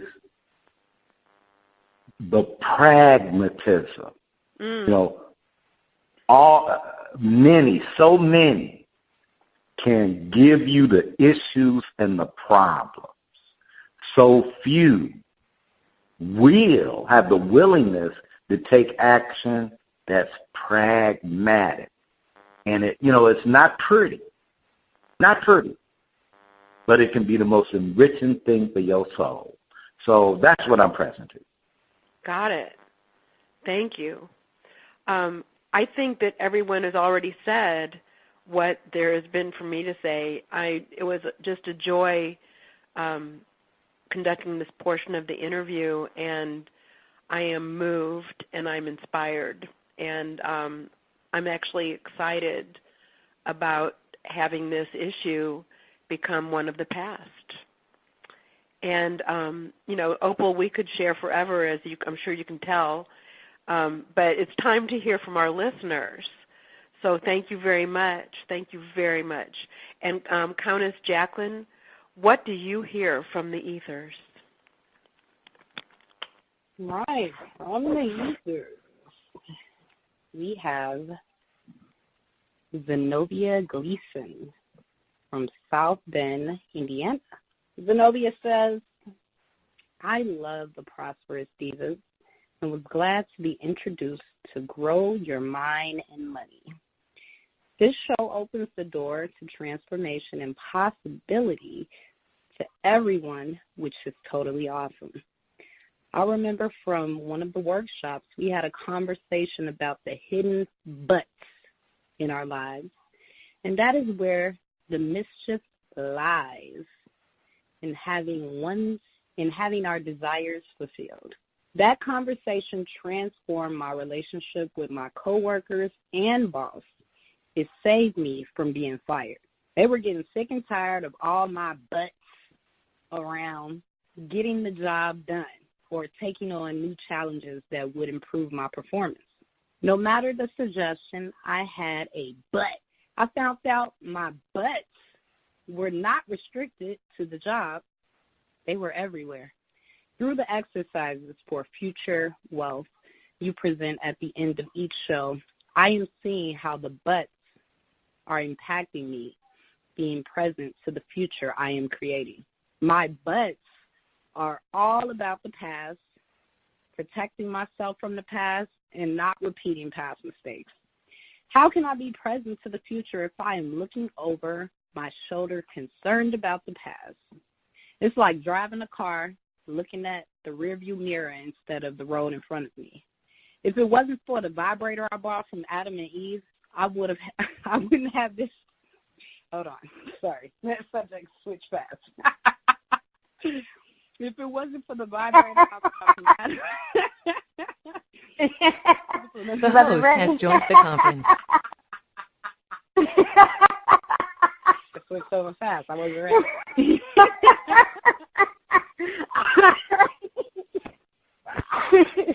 I got this, girl. I got your back. Zenobia. All right. If it wasn't for the vibrator I brought from Adam and Eve, I wouldn't have any type of sex life. And I'm tired of being stuck in the past when it comes to my sex life. I'm going to take the first steps to having the sex life I desire in my future by being responsible and having the courage to be open for a sexual relationship. I got clear listening to the show a few weeks ago that I don't want to be in a committed relationship. I like doing me at this time, but I'm tired of doing me when it comes to sex, if you know what I mean. Yeah, girl. My real fear is that I'll say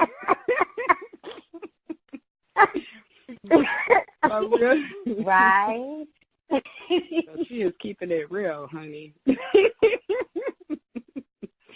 My real fear is that I'll say I just want to have some good sex, and then I'll be the one who will start wanting more than sex, and the guy will leave. What I realized from the exercise is that no guy has ever broken up with me because I wanted more in a relationship than good sex. I always found a way to get rid of them after I found myself getting too close, and they were left wondering what the heck happened. I'm 40 years old, and for the first time in a long time, I'm getting present to my future, and I need to take charge of what I am creating. I love the Prosperous Divas, especially Diva Nikki. We are both veterans, and she has a huge heart. She does. Let me check in with the divas. I got to hear this. Our guest MC was present for everyone from the Voice of the Ethers. Let me start with the wonderful Diva Nikki. Well, that was a lot.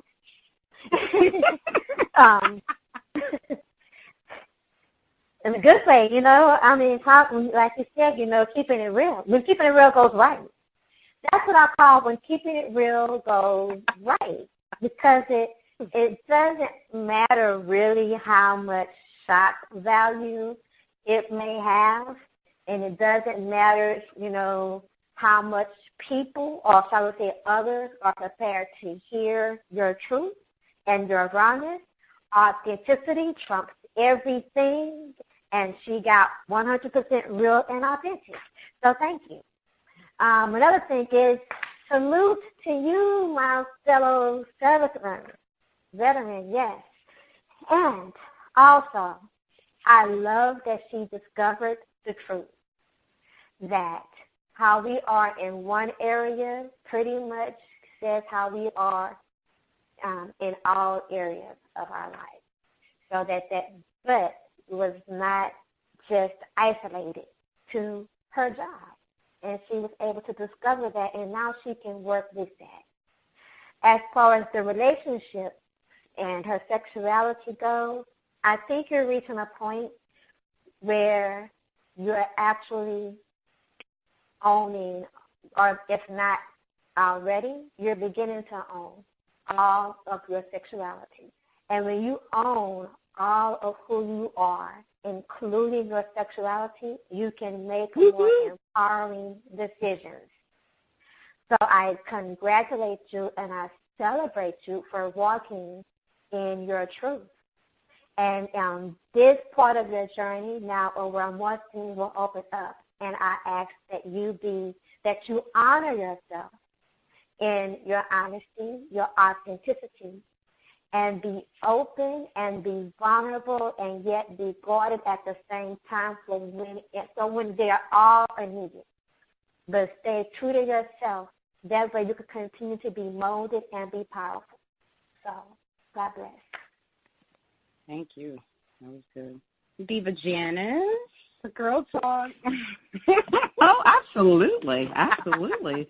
Girls must be empowered with information. What I really admire is the awareness piece. I can't get past how powerful that is. And most women go through life not having courage when that moment happens to do anything about it. It doesn't matter if it's sexual or a job or a relationship.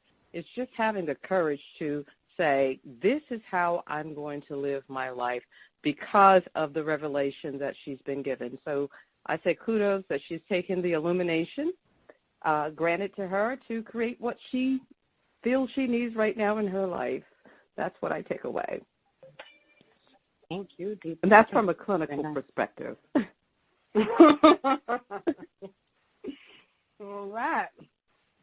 Well, let's check in with Ms. Opal Hill. Got any feedback? Mrs. Zenobia? Yeah, a little feedback. I will say that I too realize that 40 years old, that's generally, I mean, she has a lot going on, and, you know, as we're moving through life, we're thinking we're okay doing what we do, doing ourselves. So by the time we get to 40, that's usually our point in life where we really, really start to realize and get ourselves figured out for who we are and where we're going. So I commend her for, you know, being real with herself and facing the true her and just kind of getting it all figured out. So, you know, that was a good little write-up. interesting. Very nice, very nice. All right. And the Empress of Space, Miss Nakia. Can you talk? Y'all really want me to share? I'll take a note. I am 44, girl. I feel you. And you know how, especially in going through training and going through these workshops and being present to the impact of the word but, B-U-T, okay, can have on our experiences in life and how we create our life and how we create ourselves. And so now I'm present to my communication, especially when I hear myself say, but. It's like, what? Girl, please, get your life right. And I have to say, and in order to be clear with myself that there technically are no limitations on what's possible for me in my life through how I created and what I created to look like and to be. And as a result of my presence to that communication, it has allowed me to make decisions that were uncomfortable that I had not previously been able to make because I was afraid, quote unquote. I made words mean everything when there was opportunities in front of me, there was something I was challenged to do, I needed to do. If I didn't do it, then where I've been or where I was at that moment, I could see myself still being there, right?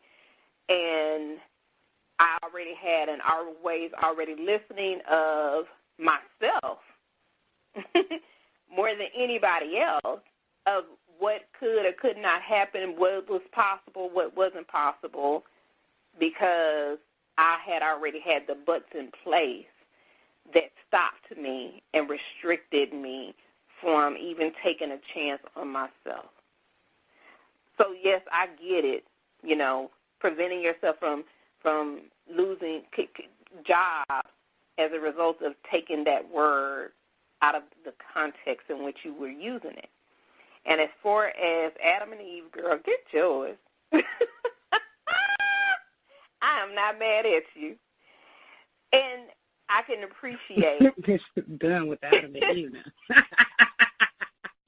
I can appreciate really getting honest with yourself on what you want.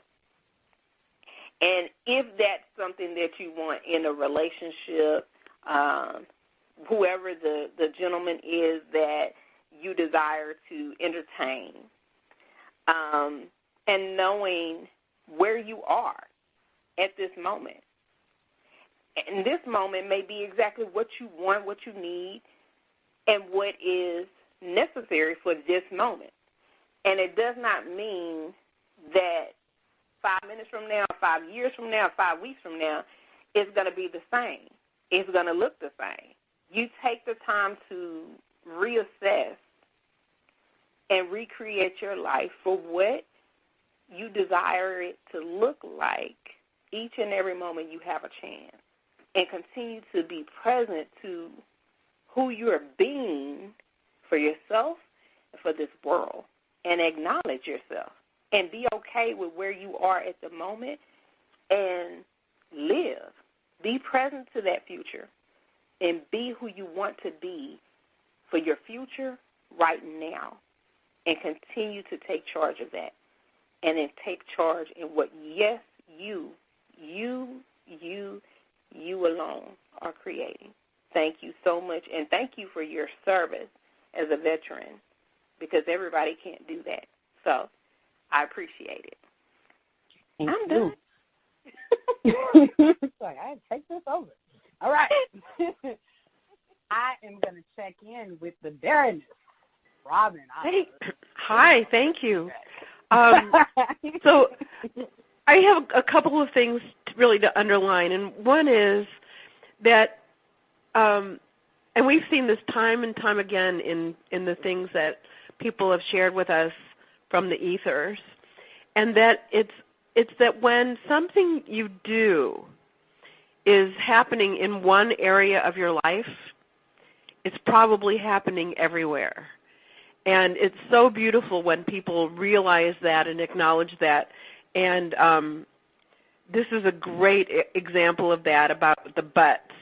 You see it one place, and it's like, oh gosh, I had just a terrible thought. It's like roaches. They're everywhere. You see one crawling, you've got them, everywhere. And it was kind of like that. And I think it's beautiful and brilliant when people actually spot it, and then connect. Before you can do anything about something, you have to see it. So bravo on that. And then the other thing is I just want to offer a possibility, and that is about relationship, saying that that she's doesn't want a committed relationship. And it sounds to me like she's referring to a marriage or a live-in situation, or something like a predetermined package called a committed relationship.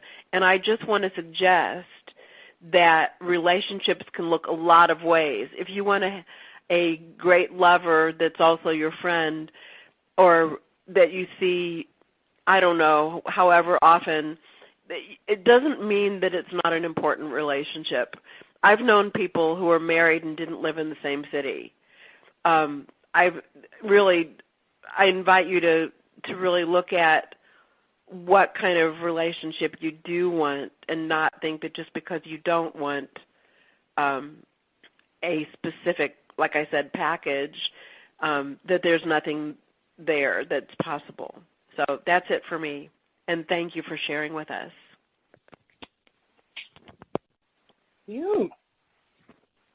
Any thoughts from Ronnie B? Male thoughts on this? Girls just want to have fun. Girls just want to have fun. Why can't girls just have fun? Let the girls have fun. Just have better. And girls, allow yourselves to have some.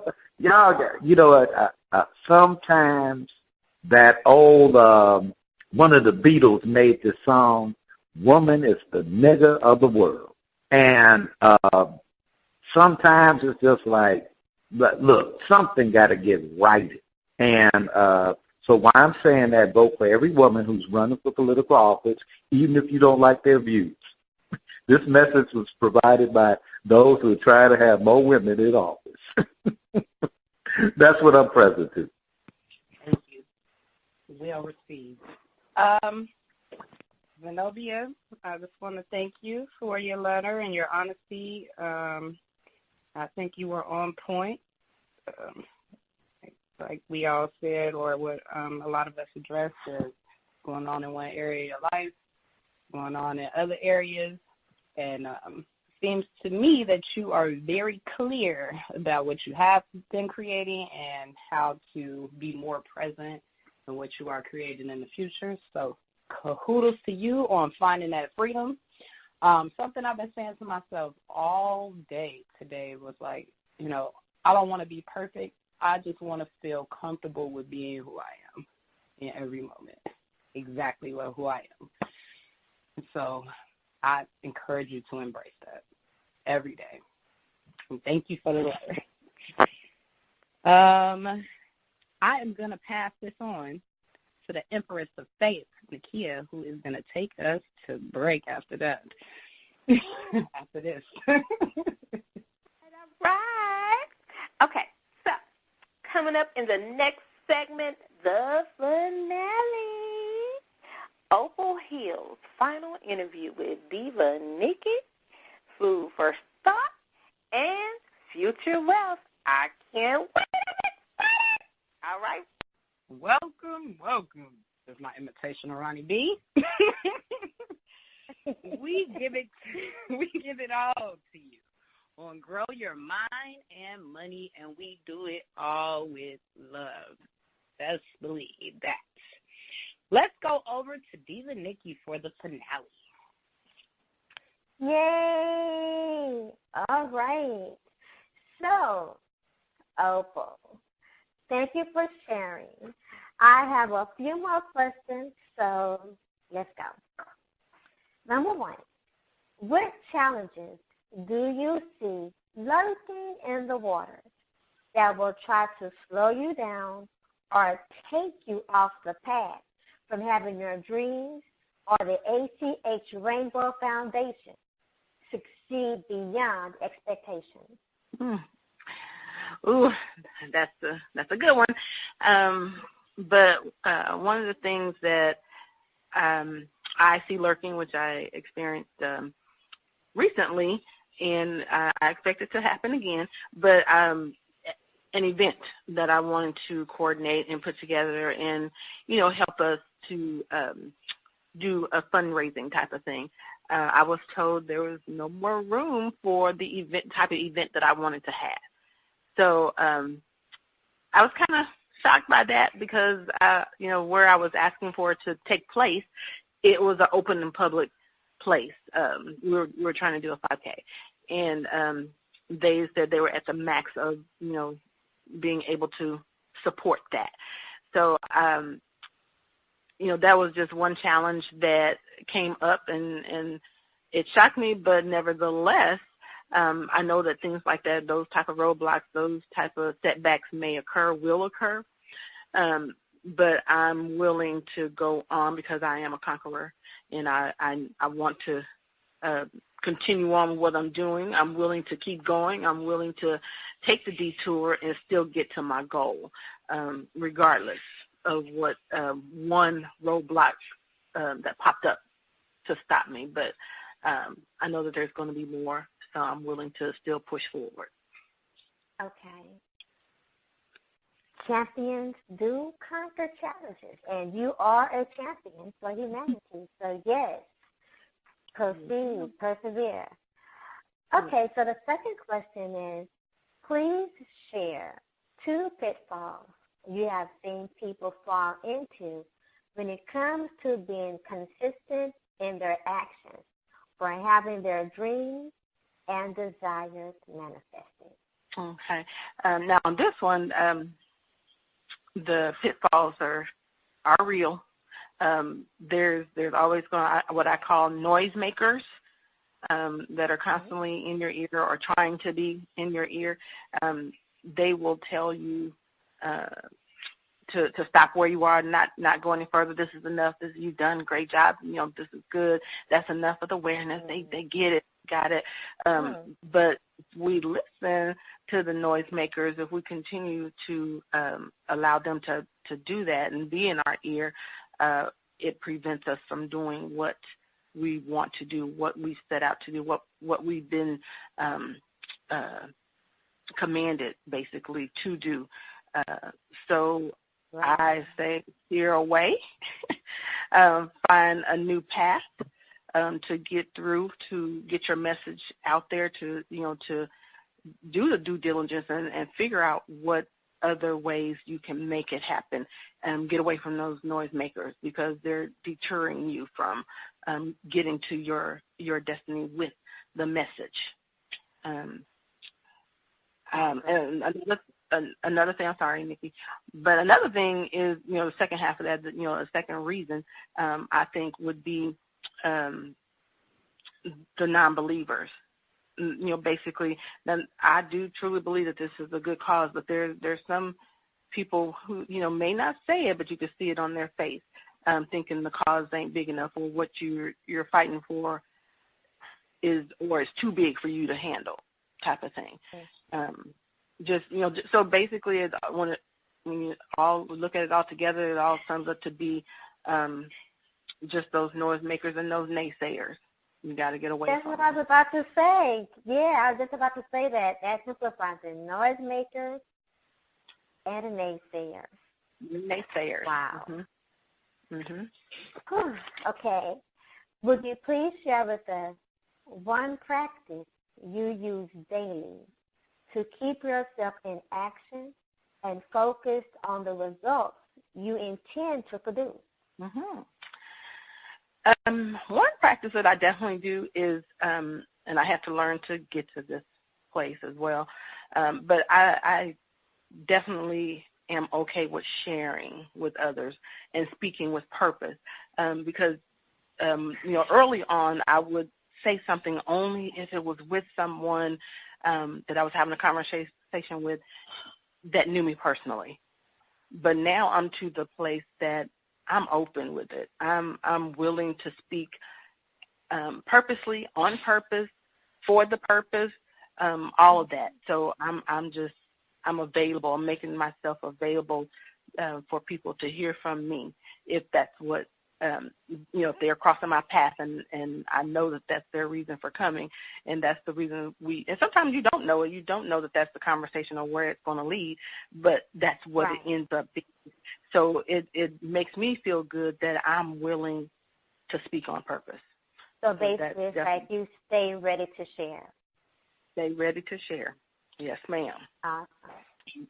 Just allowing God to move, because that is the key, allowing God to move and to use. Something that, Ms. Opal, something I just want to just point out, and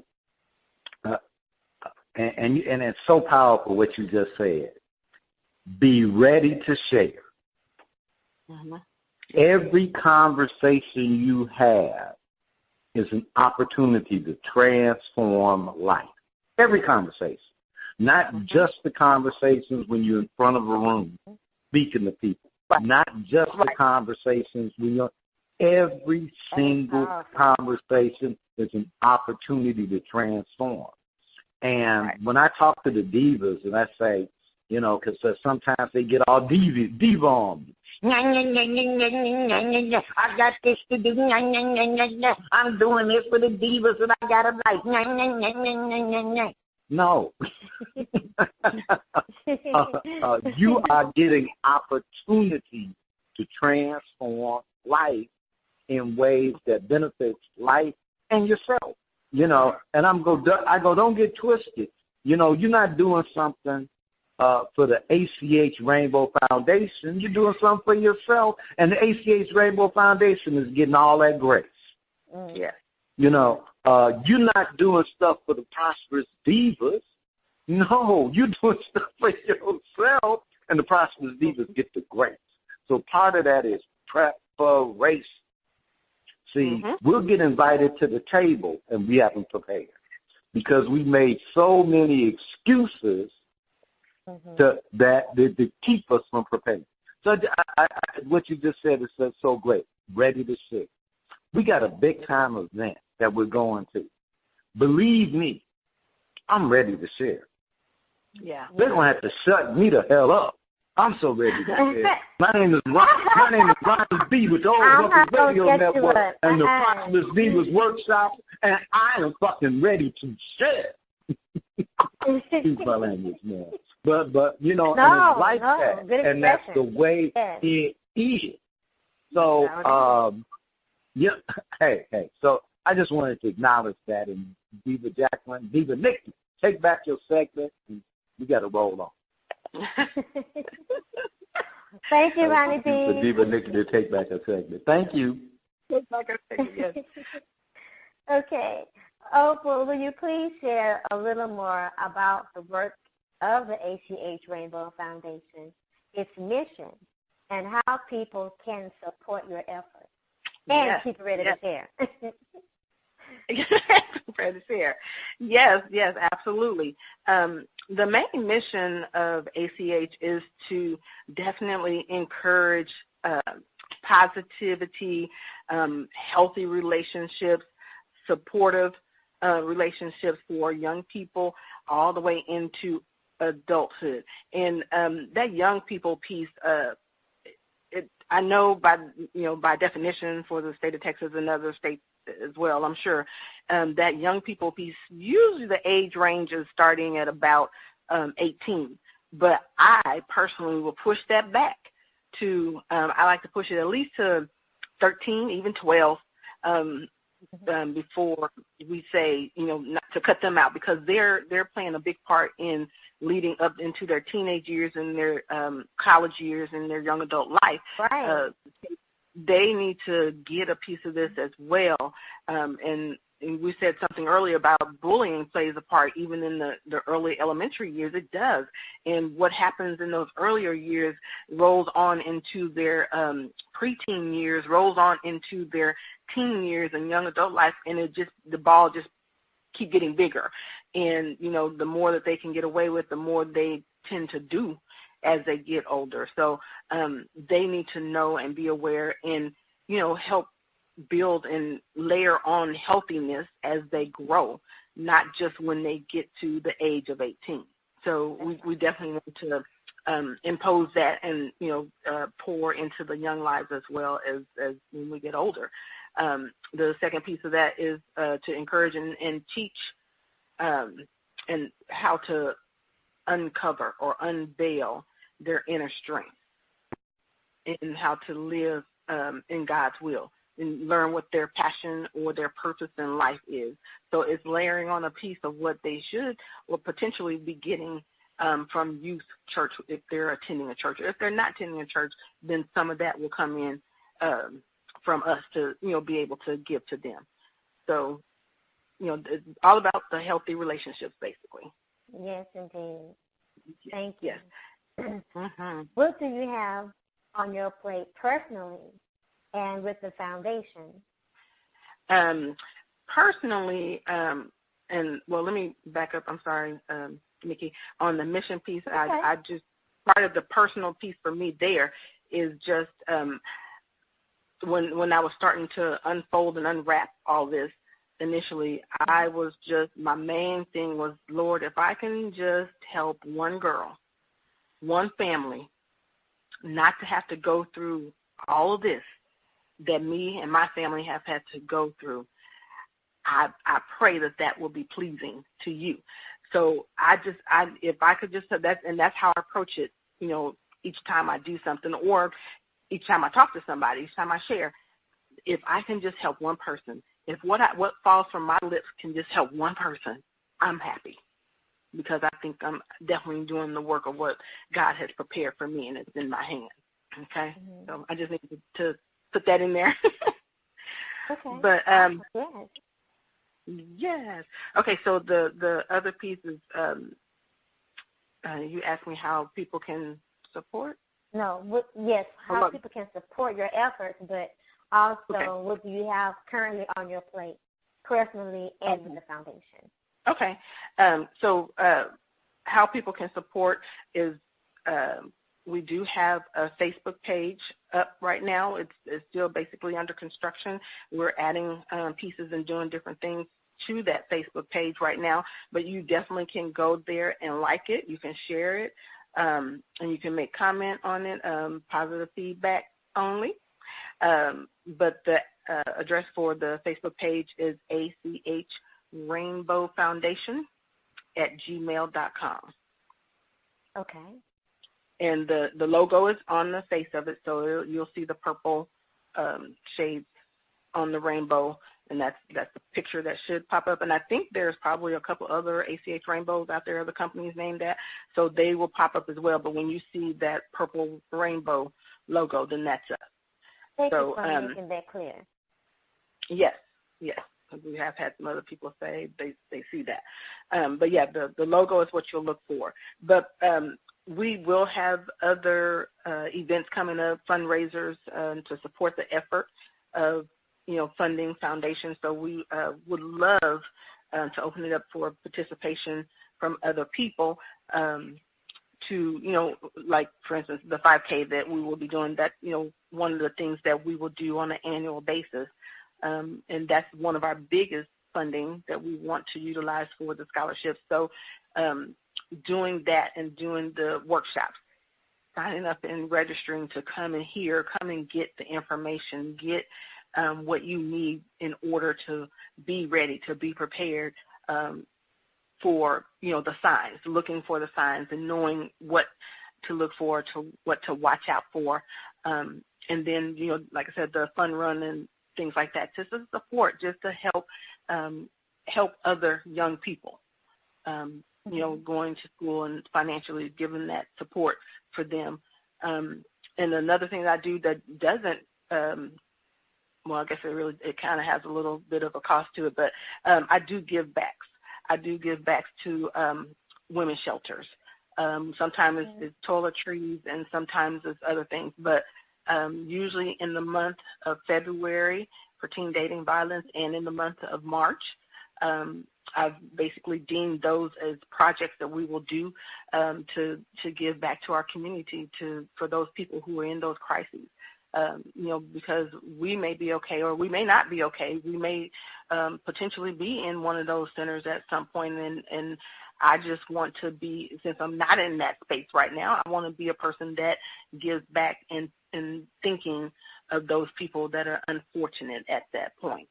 So the give backs, the workshops, the fun runs, the fundraising, that the projects that are on my plate right now, that's where I could definitely use some support from other people.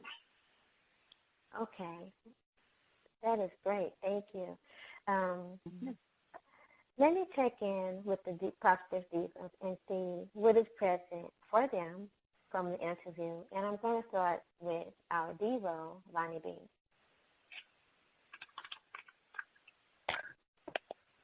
And again, what I'm present to is be prepared to share.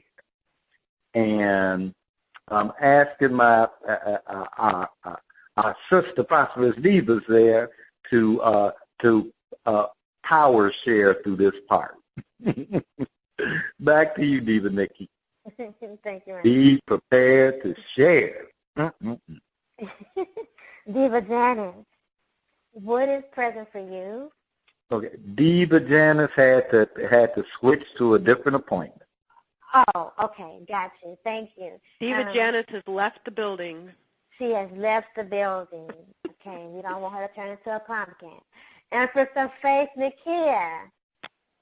I'm present to the total and complete commitment of Miss Opal concerning the Rainbow organization and the impact that it can make upon this world. Thank you. Thank you. Short and sweet, Baroness Robin. Let's see. Am I open? Yeah. I'm present to the magnificence of human beings, as exemplified by Mrs. Opal Hill. The magnificence of human beings. Countess Jacqueline. Thank you. Unmute your phone. I'm here. I'm present to just how always, again, how grateful I am to share this platform with all of you and also our special guest and especially Miss Opal Hill today. Your story, very impactful, and the work that you're doing is going to be very impactful again. I just want to thank you and honor you for being able to transmute that pain and to turn it into something that's not only transformative for yourself, but for anyone else who's involved with it and who needs it, and you will impact the lives of others. And thank you for being here with us. Thank you, Countess Jacqueline. I am present to all that the Divas shared along with our Devo, and I'm also present to not just your commitment, but I'm present to champion, conquer challenges, and you are a champion. It has been with great honor to have you here with us this evening and to share with us and to allow us to be a part, like I said, to be a pebble along your journey. So, Opal, please stay for the rest of the show. Thank you for your sharing and being on Grow Your Mind and Money. It has been wonderful, but please stay for the rest of the show. And with that, I wonder what special dish our Baroness Robin has whipped up for us on Food for Thought. Yeah. Well, we've had food for the yumminess with the caramel banana, and now we have food for thought. So for tonight, food for thought is awareness of the future. What's extremely valuable about the future is that you know it's coming. That sounds pretty simple and also true. You can prepare yourself and take actions now that will benefit your future. You can delay gratification, develop positive relationships by being considerate of others, and work to develop new skills. These strategies and many others create large rewards in the future from relatively small efforts in the present. So if you were to save $10 a day every day, in a few years you'll be able to pay your future self $10,000.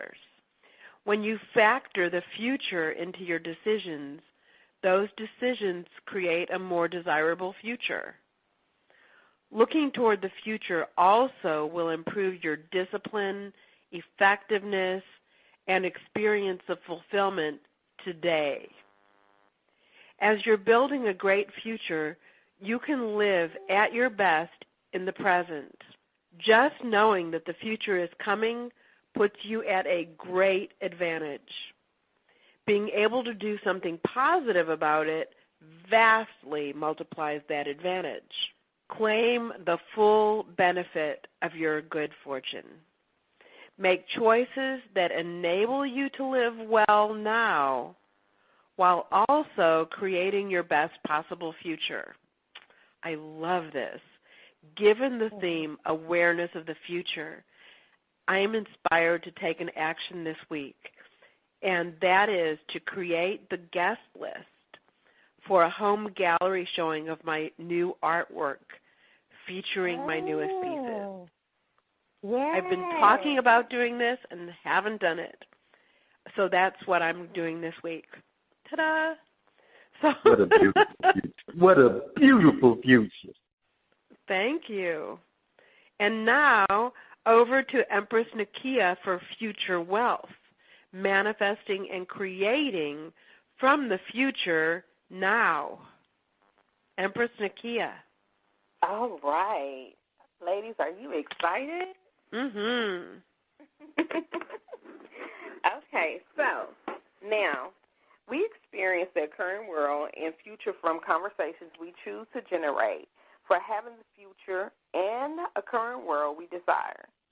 Experience, expressed, and producing results in our lives. Now we have a surprise. We are throwing away the script and doing a completely different exercise designed to cause a breakthrough in giving and receiving acknowledgement. Note, I said doing exercise. Right? When does that ever happen? In this exercise, we're going to have two of our favorite divas participate. Princess Nikki and Baroness Robin. Oh, yeah? Oh, yeah. Okay. So for the past 2 weeks, they have done the work to create a Knock Your Socks Off hoodie that Diva Nikki will wear for an important training her and Ronnie B will be attending. Okay? Mm. Yes, Now, indeed. Indeed. Yes, that's right. Now, anything a Prosperous Diva wears sets a tone and makes a difference in the current world people have of the Prosperous Divas. Our brand is important. Got it? Say it again. Okay. Anything a Prosperous Diva wears set a tone and make a difference in the occurring world people have of the Prosperous Divas. Our brand is important. Right, okay. Okay. There have been breakdowns, challenges, miscommunications, or lack thereof. And, of course, breakthroughs. Now, there is a lot to acknowledge, which is a huge opportunity for transformation and to powerfully create the occurring world and future. Now, acknowledgement is distinct from praise, okay? It may sound similar, but acknowledgement has little to do with the person. It is the way their presence, conversation, or action is impacting your spirit, your heart. Now, let's start with the first part of the exercise, ladies. Are you ready? Yes. Okay, I need to know. Y'all ready for the Okay. Go for it. Awesome. Now, Empress Nakia, before you get into the exercise, can you repeat the distinction? I can. So, as I shared, acknowledgement is distinct from praise, ladies. Yes, it may sound similar.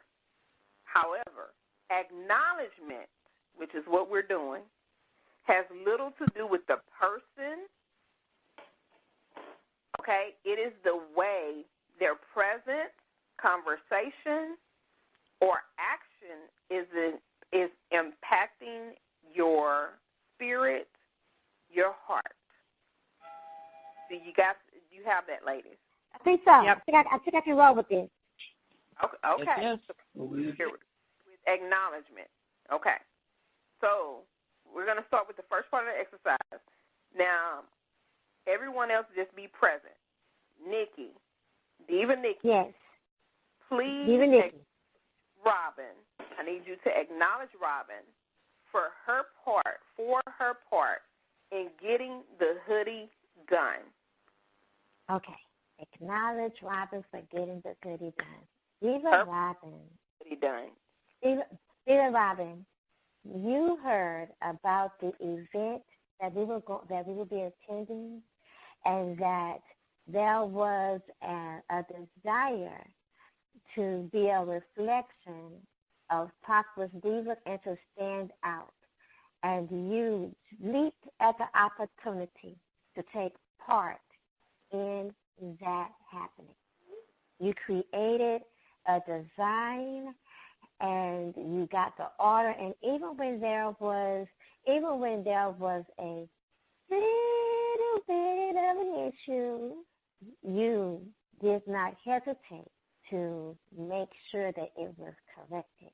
And I will stand out and make a difference because of that, your participation. Okay. Got it. Thank you, Diva Nikki. Now, Baroness Robin. Robin, no, don't say anything. Okay. Okay, just follow the instructions. Back to you, Empress. Oh, okay. No, there's no cross. You're running the segment. So back to you. Nikki said what she said. Now go for it. Thank you, Baroness Robin. As I was saying, please acknowledge Diva Nikki for her part in getting the hoodie done. Okay, great. So, first of all, it's because of you that a hoodie is even going to the hoodie is going where it's going, so that you can represent the Prosperous Divas at this important event, and both make an impact on all of the other people there, and bring home to us what you'll get from it. You have generated yourself as the face of Prosperous Divas, and the design that I did was in the space or the clearing of what you opened up in creating that we're going to that event, that we're going to the event as you. and and that you are going to be both an expression of us in your being, and also an expression of us in your physical presence. So thank you for all that. Wow. Okay, great. Thank you, ladies. Now for the second part. Nikki, don't cry. Nikki, don't cry. Nikki, don't Diva Nikki, please acknowledge Robin for her part in getting the hoodie done. Diva Nikki, please acknowledge Robin for her part in getting the hoodie done. Okay. Diva Robin, you leaped once again at the opportunity to create something amazing for the hoodie design. And you saw to it that it would get to me in a timely fashion. And you did an amazing job. I love the design. Think you. Now, anything else, Nikki? You were prosperous. You were prosperous. Anything else, Nikki? You were prosperous. You're saying, what did you say, Nikki? I said you were prosperous. Oh, okay. Yeah. I apologize. She added a prosperous design to her artistic efforts. Yes. Prosperity in her artistic creation. Yes. Awesome. Was there anything else? No, that's it. Okay.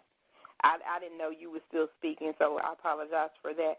And thank you again, Diva Nikki. So Baroness Robin, please acknowledge Diva Nikki for her part in getting the hoodie done.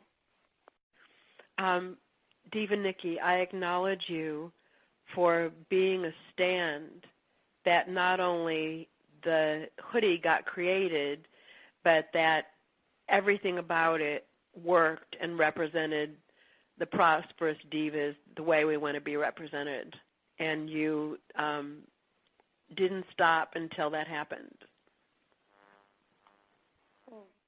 Anything else? Baroness Robin. Yeah.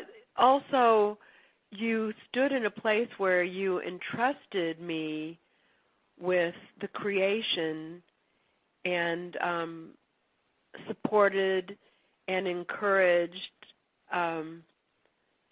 me to get it done, and were my partner in having it be not just some hoodie, but something really special. Thank you, ladies. Now for the third part.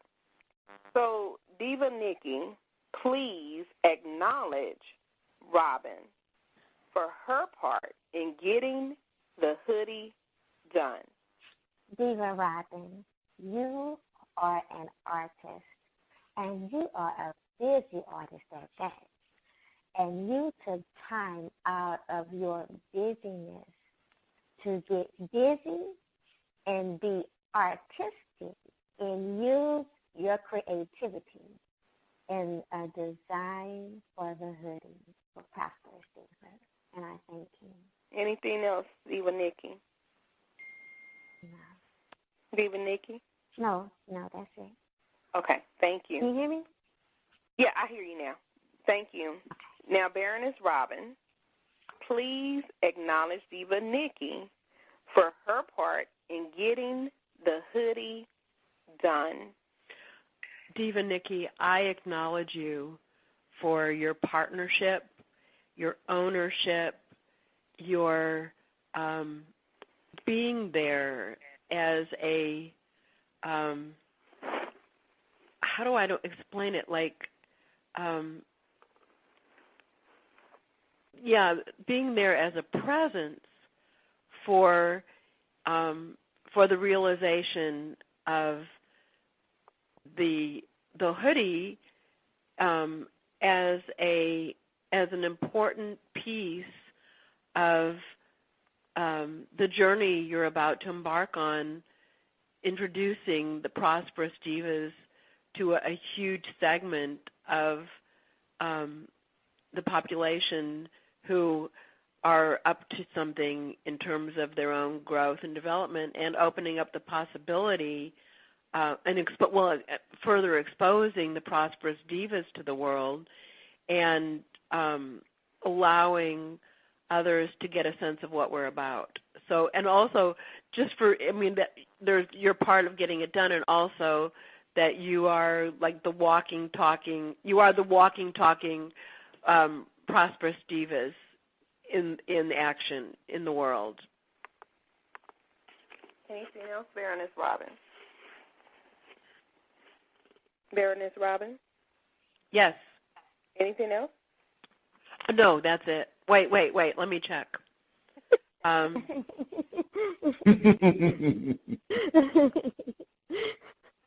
Okay.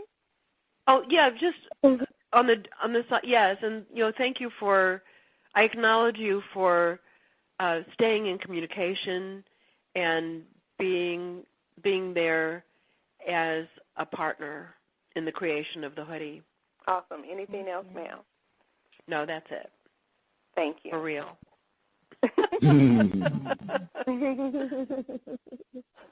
Okay. So now, Diva Nikki, what is present for you from doing the acknowledgement exercise? What is present? Group hug. A group hug. A group hug.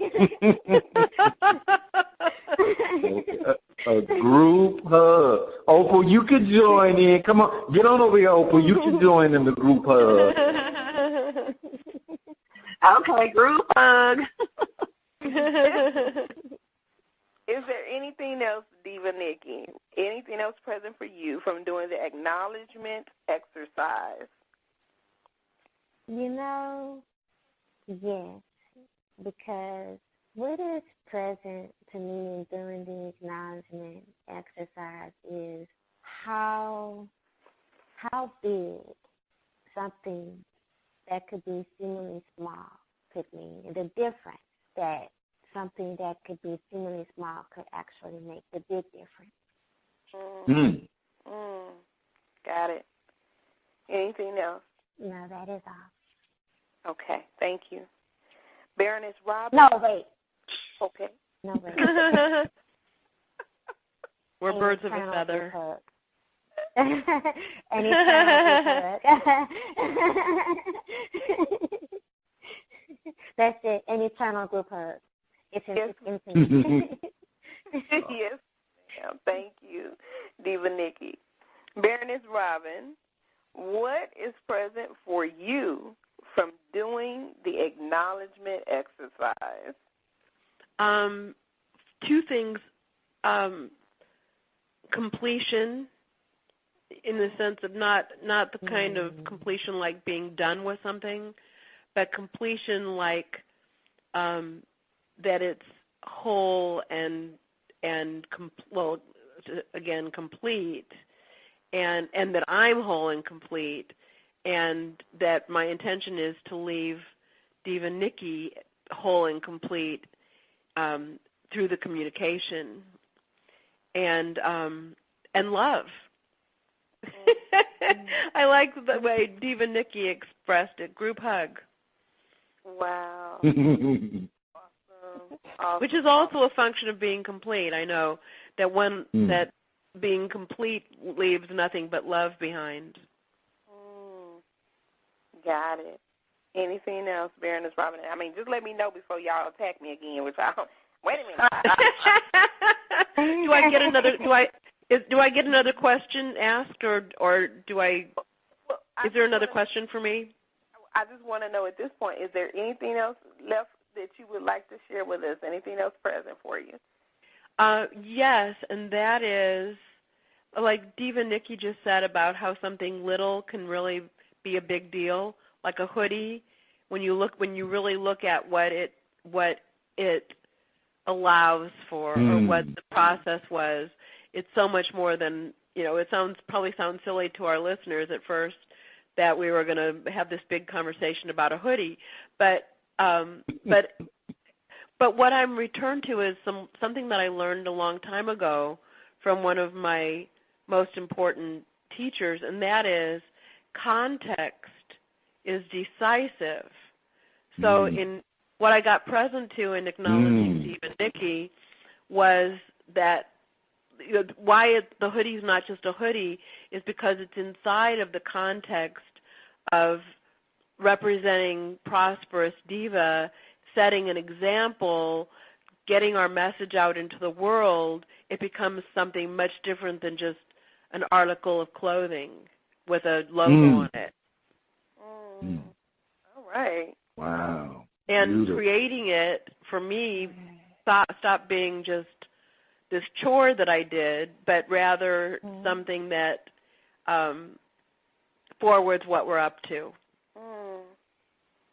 How to in the future. Okay, great. Now, I'm going to ask our guest, Miss Opal, to share what she is present to from the Prosperous Divas doing the acknowledgement exercise. Miss Opal, would you mind sharing with us? What did you get out of the acknowledgement exercise? That exercise, to me, I received the awareness of what has occurred and what is to be portrayed by what was created. So, putting in the work, putting in the effort, and then the acknowledgement of making the awareness. So I think that's what I got out of it. Thank you. Can I say one more thing? I have one more thing to say about acknowledgement. Yes, ma'am. I'm going to say it. I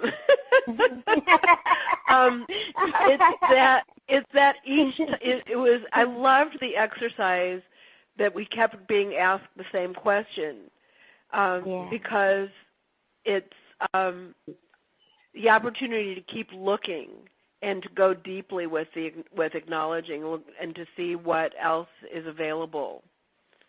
So it gets enriched. I mean, in looking further. Awesome. Agreed. Yes. Okay, ladies. I have one more thing. Yes, ma'am. Go ahead. The Prosperous Divas stands for equality, mutual respect, valuing the unique and divine contribution of others, honoring life and all its wondrous expressions. We are the Prosperous Divas. Oh, hey, girl.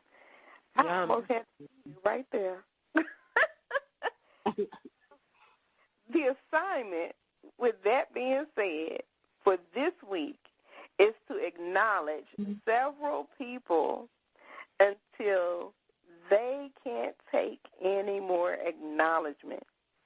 And acknowledge them even more. In a journal, write down anything you are present to from doing the exercise and share it with others. Ladies, I want to thank you again. You have been wondrous. Keep working on this exercise during the week. If you have any questions or need any coaching, email us at divas@prosperousdivas.com. Now remember, demand a miracle. Thank you for participating in Future Wealth and manifesting and creating from the future now. We will have our first Future Wealth webinar in March, so listen out for the details. A world of peace and prosperity, one listener at a time. Until next time, grow your mind